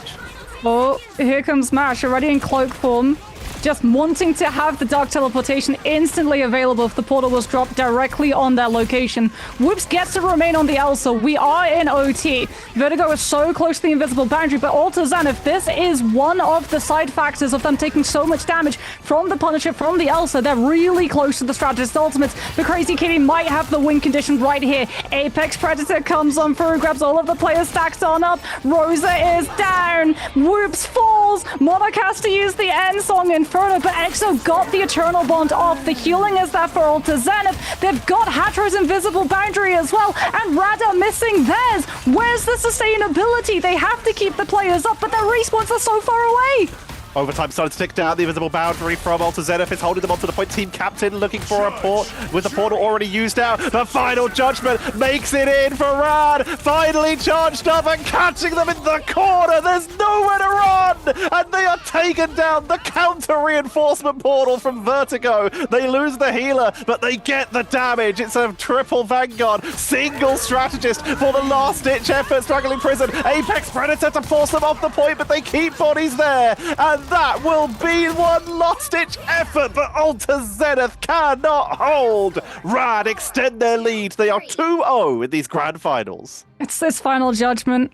It's final judgment. Huge. Punisher is the judge, jury, and executioner in that fight. Like, you have no strategists, you have no strategist ultimates. Yes, you have a strange Seraphim shield. It might as well be tissue paper in the face of that Punisher ult. It crumbles so quickly, and they'd already invested the strange TP. So when they lose that fight, everyone has to go. Like, we see Hatro go to the Jeff.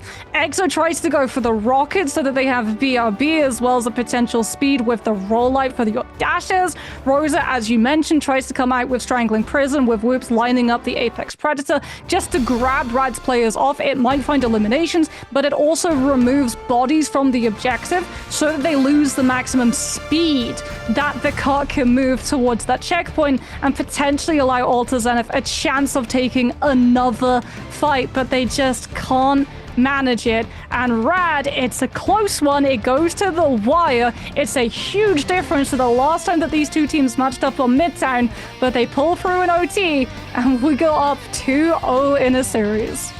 This is starting to come down to almost mental fortitude against the attrition, because Alta Zenith, they are 0-2 down, but they are making Rad work for every single bloody inch of these points. They're just getting focused down every single time. We saw a great counter re-engage portal. Again, throw bodies at the point, delay the objective for as long as possible, portal back. You said it perfectly earlier on in that same map, and Zenith executed it perfectly. But the counter portal, just as Punisher had ultimate, because they did get nuked by the Ensong Inferno before they dropped it the first time, meant that Rad had the reinforcements heading for something a little more memorable in terms of where history lies. It's a museum! We're heading to the Museum of Contemplation. But for how long? Because historically in the past when we've seen this map, it's not been a very long stint in that museum. It turns out opening hours are fairly short, as we've seen a whole bunch of full holds come through from here. I think if there's any part of the series that we see these two teams play the Atom composition, it is likely going to be here. I would also expect, even if Atom does make it through, it's likely going to not be the 3-3 standard hold, but instead the more traditional, for this season at least, 2 Vanguards, 1 Duelist, a hypercarry of like Elsa, Phoenix, potentially Bucky, maybe Namor, if those get banned out, and then triple strategist, Atom, Invis, Mantis, or Atom, CD, Mantis. But the key in most of those lists were Atom and Mantis, who so far aren't going to be in the priority bans, even though some teams have been banning Mantis first. We're going to see Gambit taken away nice and early. No more Rage and Roll flushes. We started off at the start of the day with only Gambit, and now we have exactly 0 Gambit. Yeah, see, I wonder, like, Zenith, if they could have gone for the instant ban on Groot so that Rad don't get Ducky to get it here in the save, but that then opens up the door for Daredevil, which opens up the door for a whole host more problems. The passive of radar sense is actually insane. Like, the information that you have, before the fight even begins, you're getting more value than your opponent, and it's just too risky with all of the flanks that are open on Museum of Contemplation, as Loki is actually going to be able to make it through the ban draft, which means that, yeah, we could very well be getting to see the Loki Atom Starlight strategy come through on the first part of Museum defense, at least. But I really like this as an early pickup for Alter Zenith. Normally you'd see teams protect the Atom and try and force out the Loki ban, but Alter Zenith know the Rad like to dive. So why not protect the character that's better against that? With the teleports, with invisibility, with the, of course, regeneration domain. And that's going to force Rad to, instead of banning the Atom, they take out Mantis. Still will get removed from the board. Damage boost could have been very difficult to deal with. And of course, the team up with Groot and Loki. The Deitific Vitality and the Vibrant Vitality, respectively, means that you are able to get a huge amount of extra damage and healing for your team. Yeah, Elsa is going to be the save coming through from Rad, so Alter Zenith will not be able to ban it out. But we've seen, like, Whoops, Smashness, like, this head-to-head has just... It started on Burnin' T'Challa, and it's just going the whole distance. Both of them have had clutch ultimates. Both of them have had amazing setups. Ducky and Rosa on the Groot... Uh-oh. That's a missed save. Ducky and Rosa on the Groot have both been insane with the Strangling Prisons at being able to set up for all of the team to get caught in the Apex Predator, as hopefully Alter Zenith managed to come back in time for the ban, or else we are, okay, there we go, or else we are getting Loki Adam shenanigans. But no, Adam will be prevented from coming through, and Rad now get the last say in terms of those bans for both sides. One missed protect could be worse, as Rad... Final removal, taking out the Vanguard Deadpool. That flanking potential on a map with a lot of verticality. Deadpool has a lot of mobility to help out with that as well. And of course, those big early spawn holds, Deadpool can have a huge amount of value. The Fluffy Unicorn Shield gives you great protection and isolation for anyone who steps out around the first point. The ultimate charges extremely quickly is something you love to bring up because it's so important, especially on maps like this. You get a lot of extra value on that for these early fights for big spawn holds. Especially against the Loki. As we said, like there's a whole mechanic. Like, Loki code is so hard to try to understand because I'm guessing when he uses his ultimate, the game just does not register him as the Loki, because if a Deadpool has Banhammer on him, it just slides off the moment that Loki ults. So yeah, it forces Regeneration Domain, or it forces God of Mischief early on. And then if you understand that when you hit Banhammer onto the Loki, he's going to have the ult with the chain reaction. One, you don't actually have to match it. You can just kite it, or you can just play to take the Loki down before that ultimate is able to find the value. As it looks like we're actually going to have Lugia starting off on the Venom on defense. So Rad are going to be playing a little bit of a split here. They're going to have Crossfire set up with both the Phoenix and the Elsa to control two different angles. Ducky's going to be the anchor on the front line with the Groot walls, but Lugia is going to be in charge of splitting Alta Zenith's attention to allow the Phoenix and Elsa to gain more value. We're not seeing any of our newfangled setups with triple Vanguards or triple Strategists. It's a good old-fashioned 2 Strategists, 2 Vanguard, 2 Duelist setup, but with Lugia trying to play very hefty on the flank, and it seems to have worked out, as they are going to pick up Rosa from a distance thanks to that distraction, but Lugia is going to get caught out and punished as Team Captain moves on to the Angela to try and flank and try and punish anyone who moves in with all that crowd control. He's already been doing it. Team Captain has just been harassing Lugia Goat, which is the reason why the Venom falls early. Now that the Venom isn't pushing for the backline, though, it becomes a little bit more of a grey area for what Team Captain can do with it, as the Andra is about less getting eliminations and more creating space, and space has been found. Venom into so much damage is just not going to be able to last all that long, and Alta Zenith are already postured up for checkpoint fight on first. Crazy Kitty does have the Apex Predator, but Ducky has been out of the fight so much, just backing up to not go down early. He does not yet have the Strangling Prison to set up the combo. The option Regeneration Domain burned already, meaning that won't be available for the dive, and immediately you start to see Alta Zenith push into the choke point. That is a beautiful Apex Predator, 3 off the side, and Rad's defense is non-existent. Taken out, rushed down, immediately Alta Zenith look to take an aggressive position, and they try to grab one person on the way out as well, but that is Alta Zenith grabbing the first point, but now they're heading into what is notoriously one of the hardest points to push in the game. Lugia's off the Venom too. He's identified Alta Zenith for just making his life a misery. And Team Captain swaps to the 4, which is now going to make the Angela's life even worse. Crazy Kitty is in charge of just decimating the health bars, trying to force Alta Zenith's momentum to slow down so that Rad can start taking a little bit more space for Smashness to be able to set up Endsong Inferno combo with the Strangling Prison from that Groot ultimate land. For Alta Zenith, they're just playing split. Exo can dodge both as well with the Eternal Bond, and Vertigo takes first turn instead. Aggressive Eternal Bond forcing Exo to mirror, and then Ducky tries to catch the team when they step into it to get the heal. Getting a huge amount of damage, grabbing 2 out of that Straggling Prison without even an ultimate follow-up, just out of pure spark damage from the Cosmic Flames coming in, and Rad are burst off the point. Alta Zenith pushing on through beautifully here, and they take that momentum and they make their way all the way to the doorway, as once again, this point has a very close respawn, so you want to try and take early positioning. Well, Alta Zenith also don't have all that many fights to be able to win it out. It's just Apex Predator. But Rad are going to be funneled through a choke to be able to get back onto the point, and Apex Predator can be used to deny that. Someone does manage to get through and onto point. Mash walks the team up with the copied God of Mischief into Eternal Bond, and that sets up Terra Cape plus Crazy Kitty's neutral damage, and Alta Zenith go back to respawn the hard way. We hold as we see Rad locking down, immediately making their way up to zone them on this top area. If you force them through here, they have a tight choke point where they could get seriously punished, especially by the Groot from Ducky. If they go the low ground, then they're going to get sieged from the top ramp. That's why it's so hard to push into this main position, not just due to the close spawn points, but also if they're grouped up, they have Endsong Inferno, and they're creeping their way towards the majority of the rest of their ultimates. But Rad are about to have a bit more of a lead. But Eternal Bonds burned early. Don't give them time to charge up. Don't give Rad the opportunity to build these ultimates as they move into the backline. Great flank from Smash. There's Straggling Prison comes on out from Ducky, and then Song on top. That is Alta Zenith sent back, like you say, the quick way.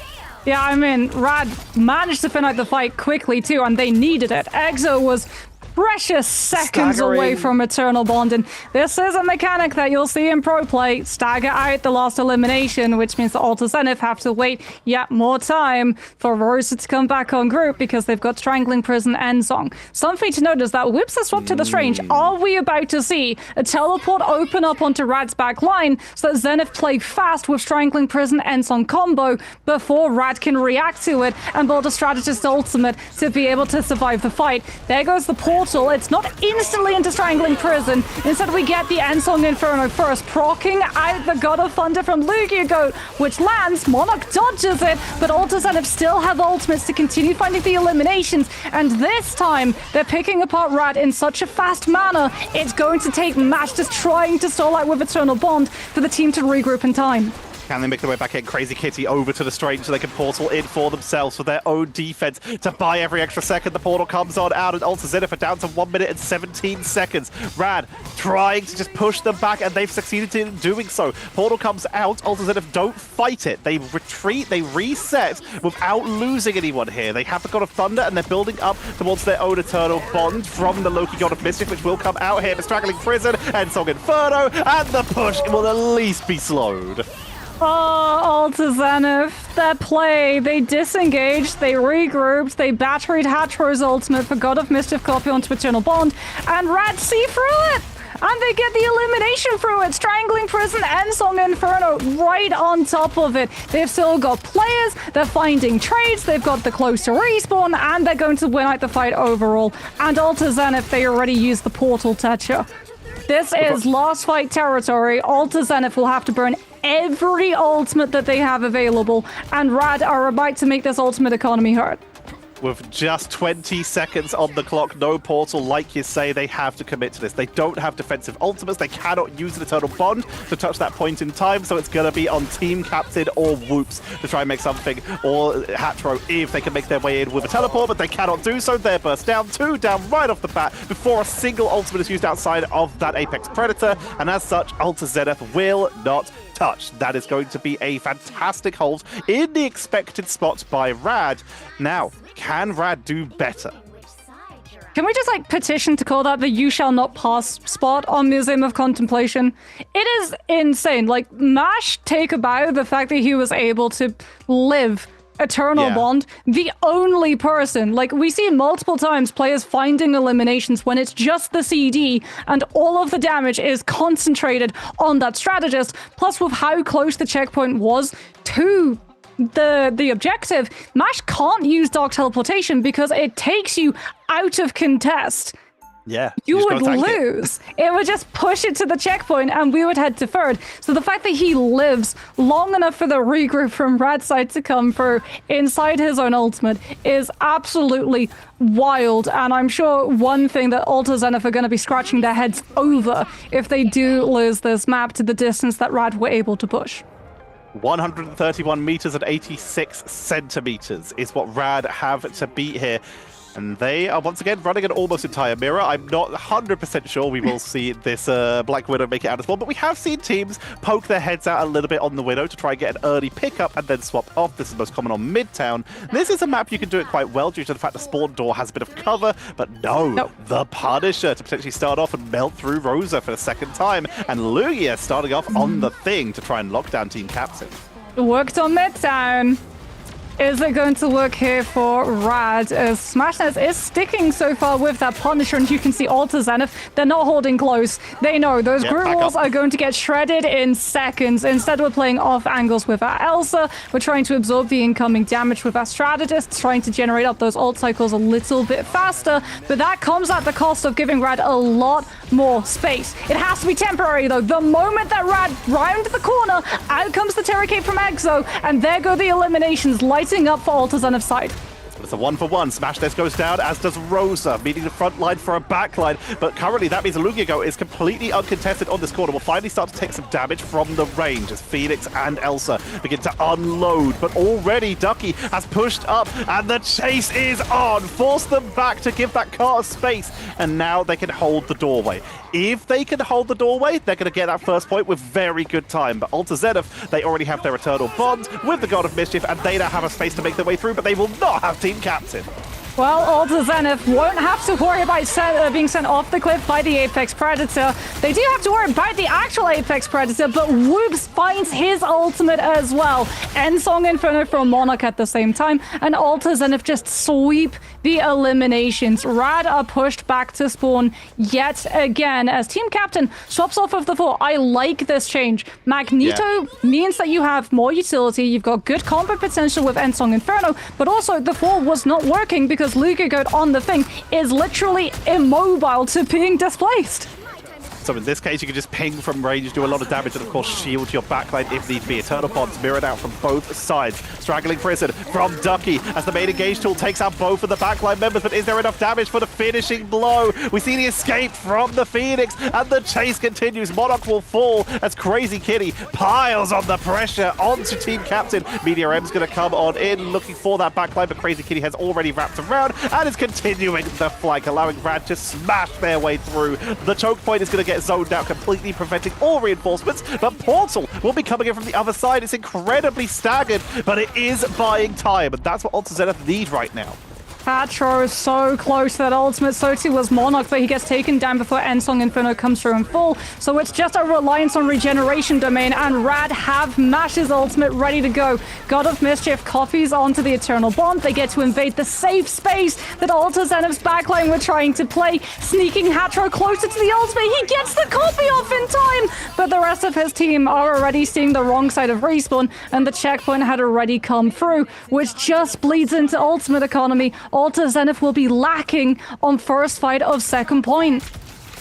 Now Alta Zenith, they need to regroup. Monarch almost gets picked off on the neutral while trying to retreat and regroup, but Rad, they have the momentum. Quick knock up from Team Captain as they try and duel on the front line, but the flank is already set up. Smashness building up towards an Endsong Inferno, but Crazy Kitty pulls the trigger with the Apex Predator. Will not find anyone this time as Alta Zenith will tank on through and prepare themselves for a re-engage. They move down to the low ground to try and delay this. Endsong Inferno from Smashness into the backline, mirrored by Monarch. Both of them try to get a quick blow, but no straggling Prince for the setup. Ducky drops theirs just in time. Team Captain falls early, and it's another double wipe, making a triple on Alta Zenith. And Rad begin to push up towards that finish line. But remember, this point is real close to spawn. Yeah, and Alta Zenith, they have ultimates to be able to last out this fight. Exo will have Eternal Bond, and Whoops can punish if Vertigo tries to mirror with the Apex Predator.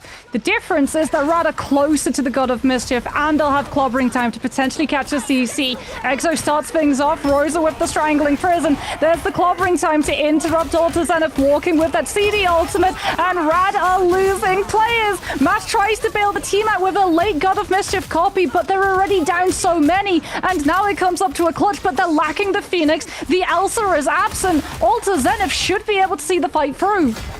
They're a little bit staggered now, in fact, losing another member. Rad takes out the thing, takes out the Loki, and that's a big stagger onto the side of Rad. Alta Zenith will stabilize at this rough choke point with 2 minutes left on the clock. Portals are going to be off for quite a while as they were used at the beginning of this first point, at the end of the last point, meaning that Rad are going to have to walk this up the old-fashioned way, and without ultimates, only just now building towards Apex Predator and Strangling Prison.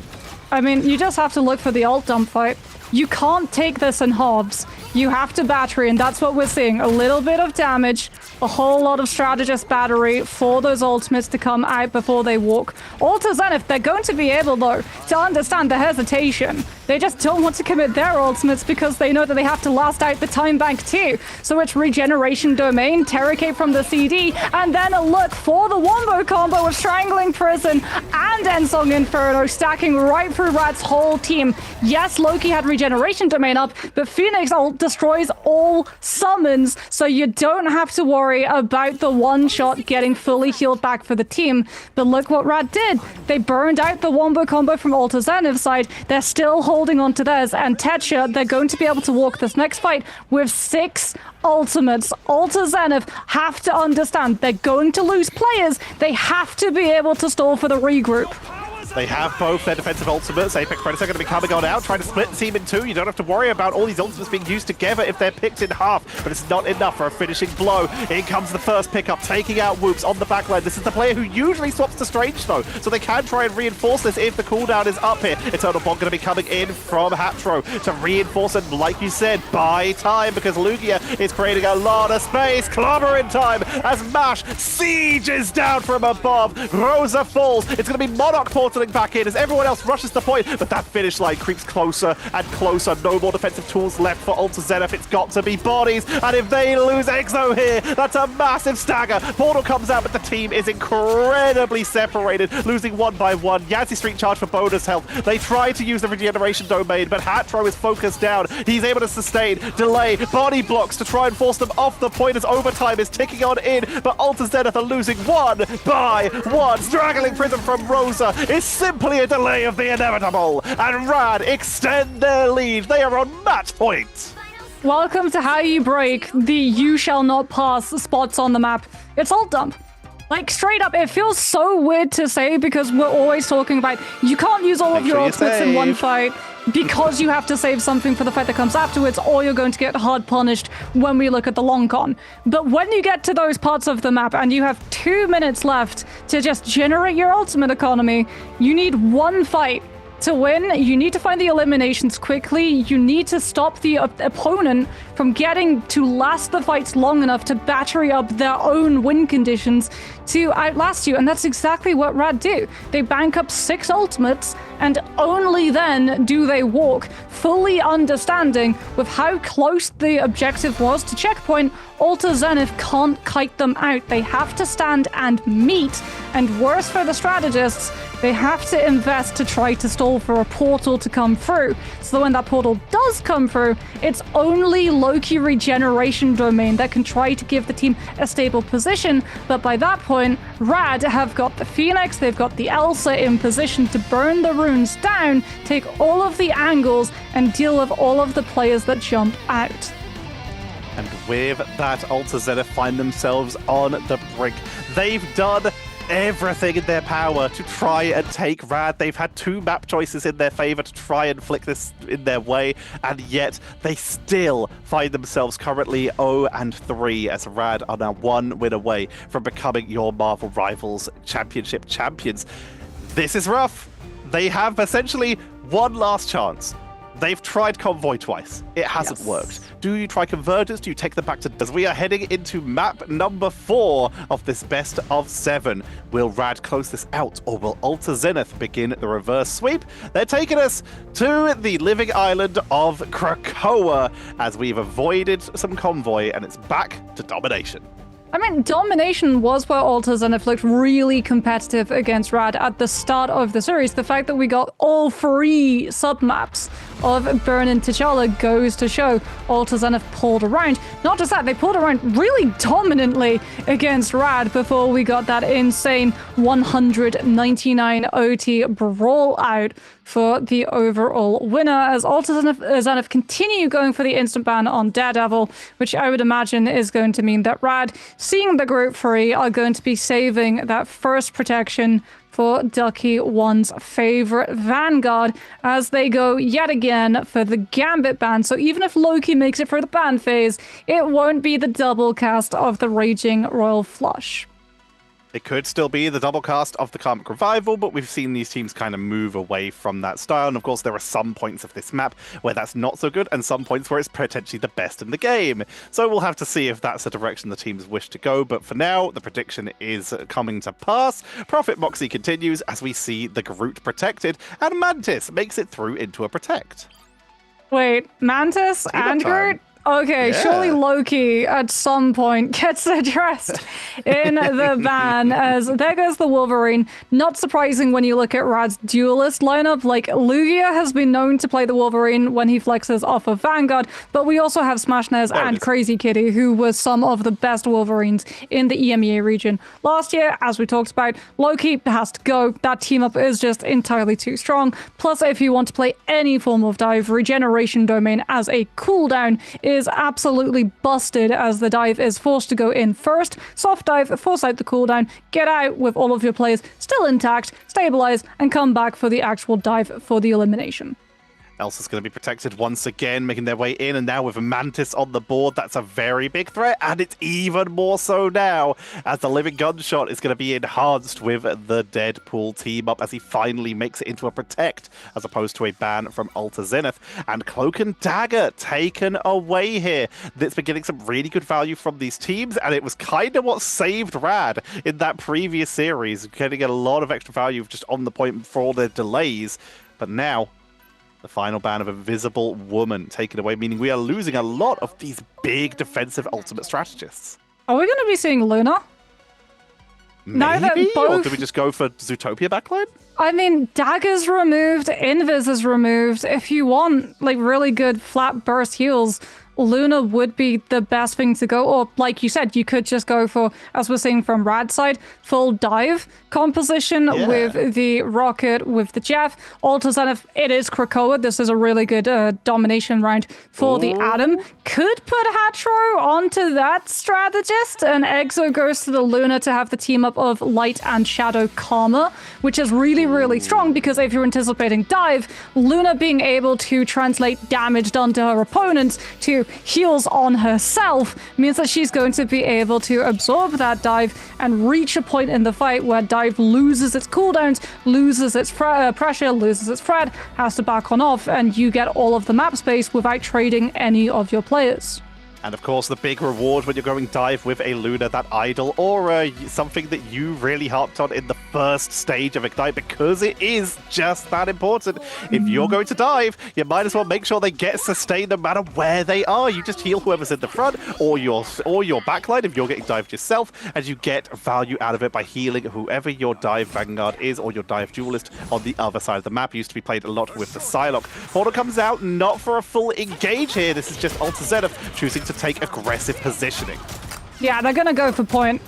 That way they can stack up, they can try and scout out where exactly the dive is coming from, and just Team Captain on the 4 can intercept it, just like that. Ducky tries to get into a position, instantly replaced with that Thunder Surge coming on through. As Rad lose players, though, it is traded. Monarch goes down now, and Alta Zenith, if they're not running the Rocket, which means no BRB to bring a player back early, the way that Smashness is now brought back into the fight, and Rad continue to have pick potential from range with Smashness. That Phoenix, the Elsa, they're all going to be taking far more angles when everyone from Alta Zenith is occupied dealing with the Deadpool and the Angela. Beautiful charge there from Team Captain, able to catch Lugigo in the sky, and that allows the rest of the team to focus them down. Crazy Kitty drops as well, and Alta Zenith are just picking people off one by one here. They're on 32%, Moxie, and Alta Zenith once again showing that they're making Rad work for every inch here, and they're just a second away at this point from capping a point and getting themselves back to the series if they can keep this momentum going. Okay, there's the swap. Lugia goes to the Venom. Angela is just kept 2 down by that 4, as well as potentially going for the symbiotic shenanigans. The Smashness does have Ensong Inferno. This time, no Groot to be able to stack all of the players from Alta Zenith up in one position and potentially find picks through. They might use the Cosmic Ion Amplifier for the damage boost to have the pick potential off of it instead. As we get Jeff coming through from Mash, Alta Zenith don't have a great way of preventing it outside of something like the God of Thunder, as that's a huge stun and a huge Apex Predator as Smashness just sends out the Ensong Inferno right on Hatro's position to take out the Jeff middle. That looked okay for just a second. Exile with a perfect fate of both worlds to follow the Apex Predator and try and keep the team alive. But by that point, they're out of position, they're grouped up, and they're going to get nuke the Ensong Inferno directly onto the Jeff as well for just a little bit of extra style to make sure that they couldn't get away from the point here. And Alta Zenith, the Luna has been abandoned. They are 2 on the Zootopia backline as they bring out the Rocket and the Jeff, the Landshark.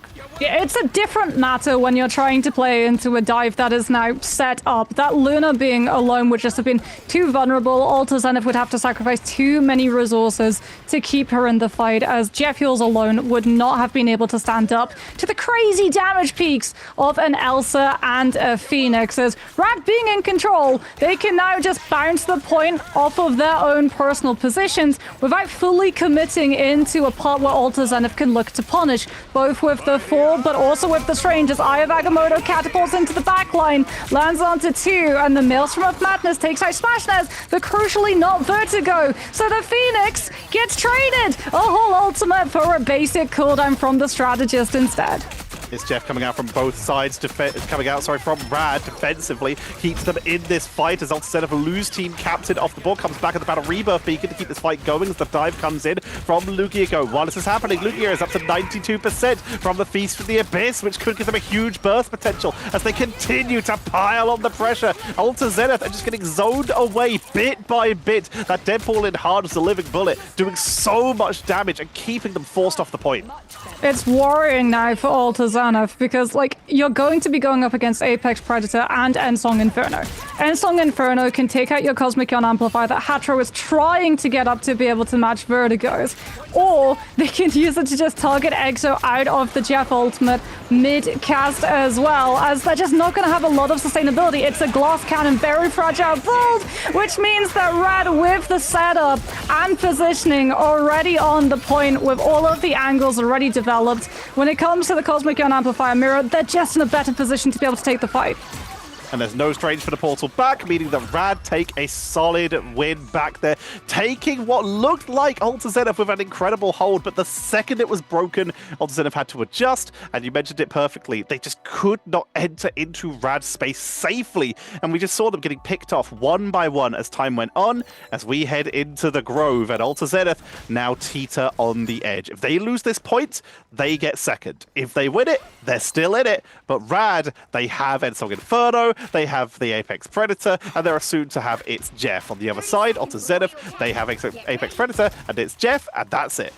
Yeah, it feels like Alter Zenith, like they're experimenting with this Vanguard line, trying to work out the best possible way to play retake into that dive compositions. We saw the Strange, we saw the Four, we saw the Angela, we saw a hint of Venom just now when they're in spawn, waiting to break out of doors for the first fight here on Grove. But it's going to actually land on Team Captain with the Vanguard Deadpool and Rosa on the Angela. So looking to try and find those Angela spears, intercept Lugia's position. There's no Four just yet. We'll have to see if Rad lose a fight. Potentially Lugia swaps off of the Venom and goes back onto the Asgardian instead.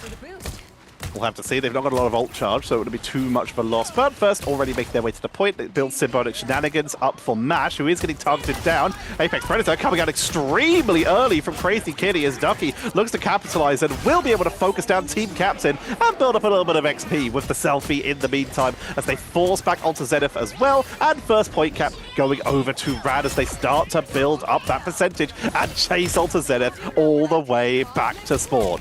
Oh, the late eliminations tier. Rosa gets picked by Crazy Kitty. Whoops is already down. Rad are just going to break all of the map cover as well so that Smashnaz and Crazy Kitty can potentially pick up a person when Alter Zenith are rotating, as there's not a lot of shield coverage. Angela is very selfish when it comes to shield for the rest of her team. She's much more about creating a disruption on a different space entirely, as we can get to see that silhouette all the way on the right side. Smashnaz, though, they saw it, and they know that Angela is going to be poking up some point into that backline for them to have to turn and deal with it.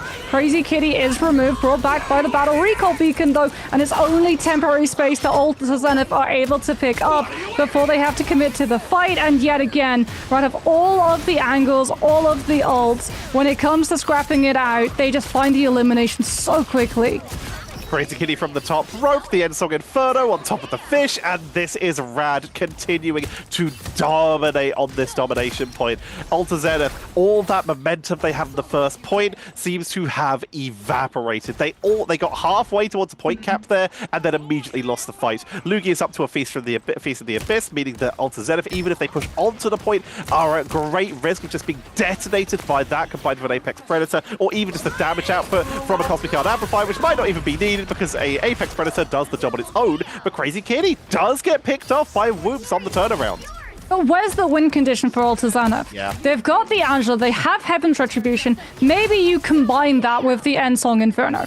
Problem for that is that one, Rad are on a dive composition, so there's no way the team is going to be fully stacked up. Two, you can't get your Strange Portal out of spawn because it's Jeff cast, just grabs Rosa before the portal can be cast, and that is game. No one is going to be able to tap onto the point in time, and Rad close out the series with a very dominant full shutdown, 100 to 0% take of Grove. Rad.gg, more like Rad exclamation point, as they hold that beautifully. That is a 4-0. It does not tell the whole story, as Alta Zenith made them work for it hard. But undisputedly, Rad are your Season 6 MRC champions and will be going on into Ignite along with Alta Zenith and Crownfall, but Rad will make their way through with that $7,000 prize pool and the pride of being the champions. Yeah, Rad's composition, like Lugigoat on the Venom, could potentially have been punishable there with Alta Zenith or with the Angela.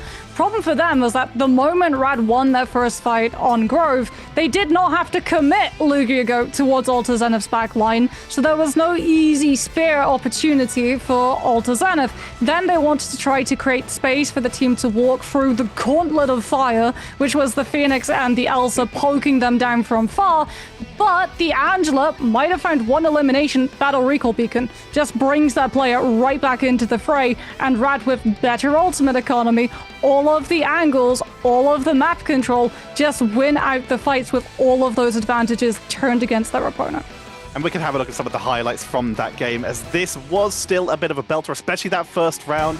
Alta Zenith claiming the first point and building a huge amount of percentage, but you can see this is when it flipped. The Fate of Both Worlds expiring just in time for an Ensong Inferno directly onto Atro, meaning that Alta Zenith lost their entire backline in one fell swoop. A fight that looks like it could have gone in their favor is flipped immediately with the help of that Apex Predator and Ensong Inferno combo that Rad execute just so well. Not just that, but Rad rolling out with the Venom already there for first fight on Grove with symbiotic shenanigans just gives them the lead in terms of sustainability so that they can win out the fight on high ground. They can come through with an Apex Predator, catch out Alta Zenith, and as we talked about, when we look at these dive compositions on domination, it becomes so much easier when you have the space, when you can set up, when you can scout when your opponent walks, and punish, hit them in the rotation so that they have no opportunity to take fights when they want to, and it cuts through the coordination as well. Coordinated play has a whole set of comm cycles. You finish out a fight, you have to ult track, you then use the ult track to start fight planning. If you start walking early, Dive gets to see that and gets to hit when you're halfway through deciding where you want to go and what you want to do. And Rad, we get to see it here, had such a good showing when they got to play those dive compositions. We can see why Alta Zenith in the ban draft removed the Daredevil, because you add Daredevil to the recipe and Rad are absolutely hitting for success with each of those dives coordinated to a perfect T. And you can see here the results for today. Crownfall able to take a couple maps, but unable to make their way into that grand finals, but they will still be being seen in Ignite. Along with Alta Zenith, they got the run back that they wanted, but their white whale continues, or in this case, their red whale, as Rad take another dominant win. An incredible MRC performance from Rad. They are your champions, and they are heading into Ignite with a lot of momentum because they've had the extra games. They are a well-known team full of ex-Ignite players, so they're probably going to be able to get Ignite scrims very easily. Everything's looking up Rad. Yeah, but all to Zenith, like when you compare this series to the earlier series that they played, night and day. So keep an eye on this team. The improvement that they were able to find so quickly. They have so much potential. And speaking about potentially you're going to open up the game. Maybe you have some credits burning a hole in your pocket. Well, get your hands on the Captain America Cursed Captain skin, because this is one of, if not his best cosmetic that they've added to the game, and you can get your hands on it right now. We love seeing a symbol of hope, a hero, just being turned to the dark side, potentially. In this case, the Cursed Captain. Even cursed, a hero never stops fighting. But also, what these people might be fighting for sometimes is freedom. And the once captive Corsair has made its way into freedom and potentially into your Marvel Rivals once purchased in the Marvel Rivals store. Freedom isn't given, it is taken. Break the chains and claim the stars. We're getting very close to being able to have a full pirate roster. Do you think we'll actually have a pirate crew? Like, we just get to see We've got Deadpool, we've got Psylocke, we've got the more. We're getting there. I mean, it's mostly duelists, but we're getting there. Okay, hold on a minute, Tetra. We're getting dangerously close to a 6-person composition that I get in my ranked lobbies. Let's put a pin in that one, shall we say? Throw a couple of pyro-themed cosmetics the Vanguards and Strategists way, please, before we have a discussion about that one, because you'll be starting to get into the woods of, oh yeah, Avenger composition, where there is no strategist in the team, so that's going to fall apart fairly quickly. But I'm so excited. This MRC was an appetizer for what is to come for the Ignite preseason, which is just around the corner. It's so all close. Of these players, the old players that we knew from last year, the new talent coming through looking to prove themselves, they're going to meet, and we're going to get to see explorations of new metas, new identities to come on through. It's going to be an absolute buffet of banger matchups when we head into that one. But before we do so, we've got to actually go to America for their MRC Grand Finals as well. Potentially they get a full BO7 series too. We'll be finding out. The Americas have their Ignite teams as well, but they still need a champion. So make sure to stick around, or at least turn on notifications for the stream, whichever platform you're watching it on, so that you can be prepared whenever the streams go live. And of course, so that you're prepared when that Ignite preseason is in front of your eyeballs. But for now, from myself, Tetra, Moxie, and the entire EMEA team, we thank you for watching this MRC. Make sure to ignite the battle and prepare for the Americas after this.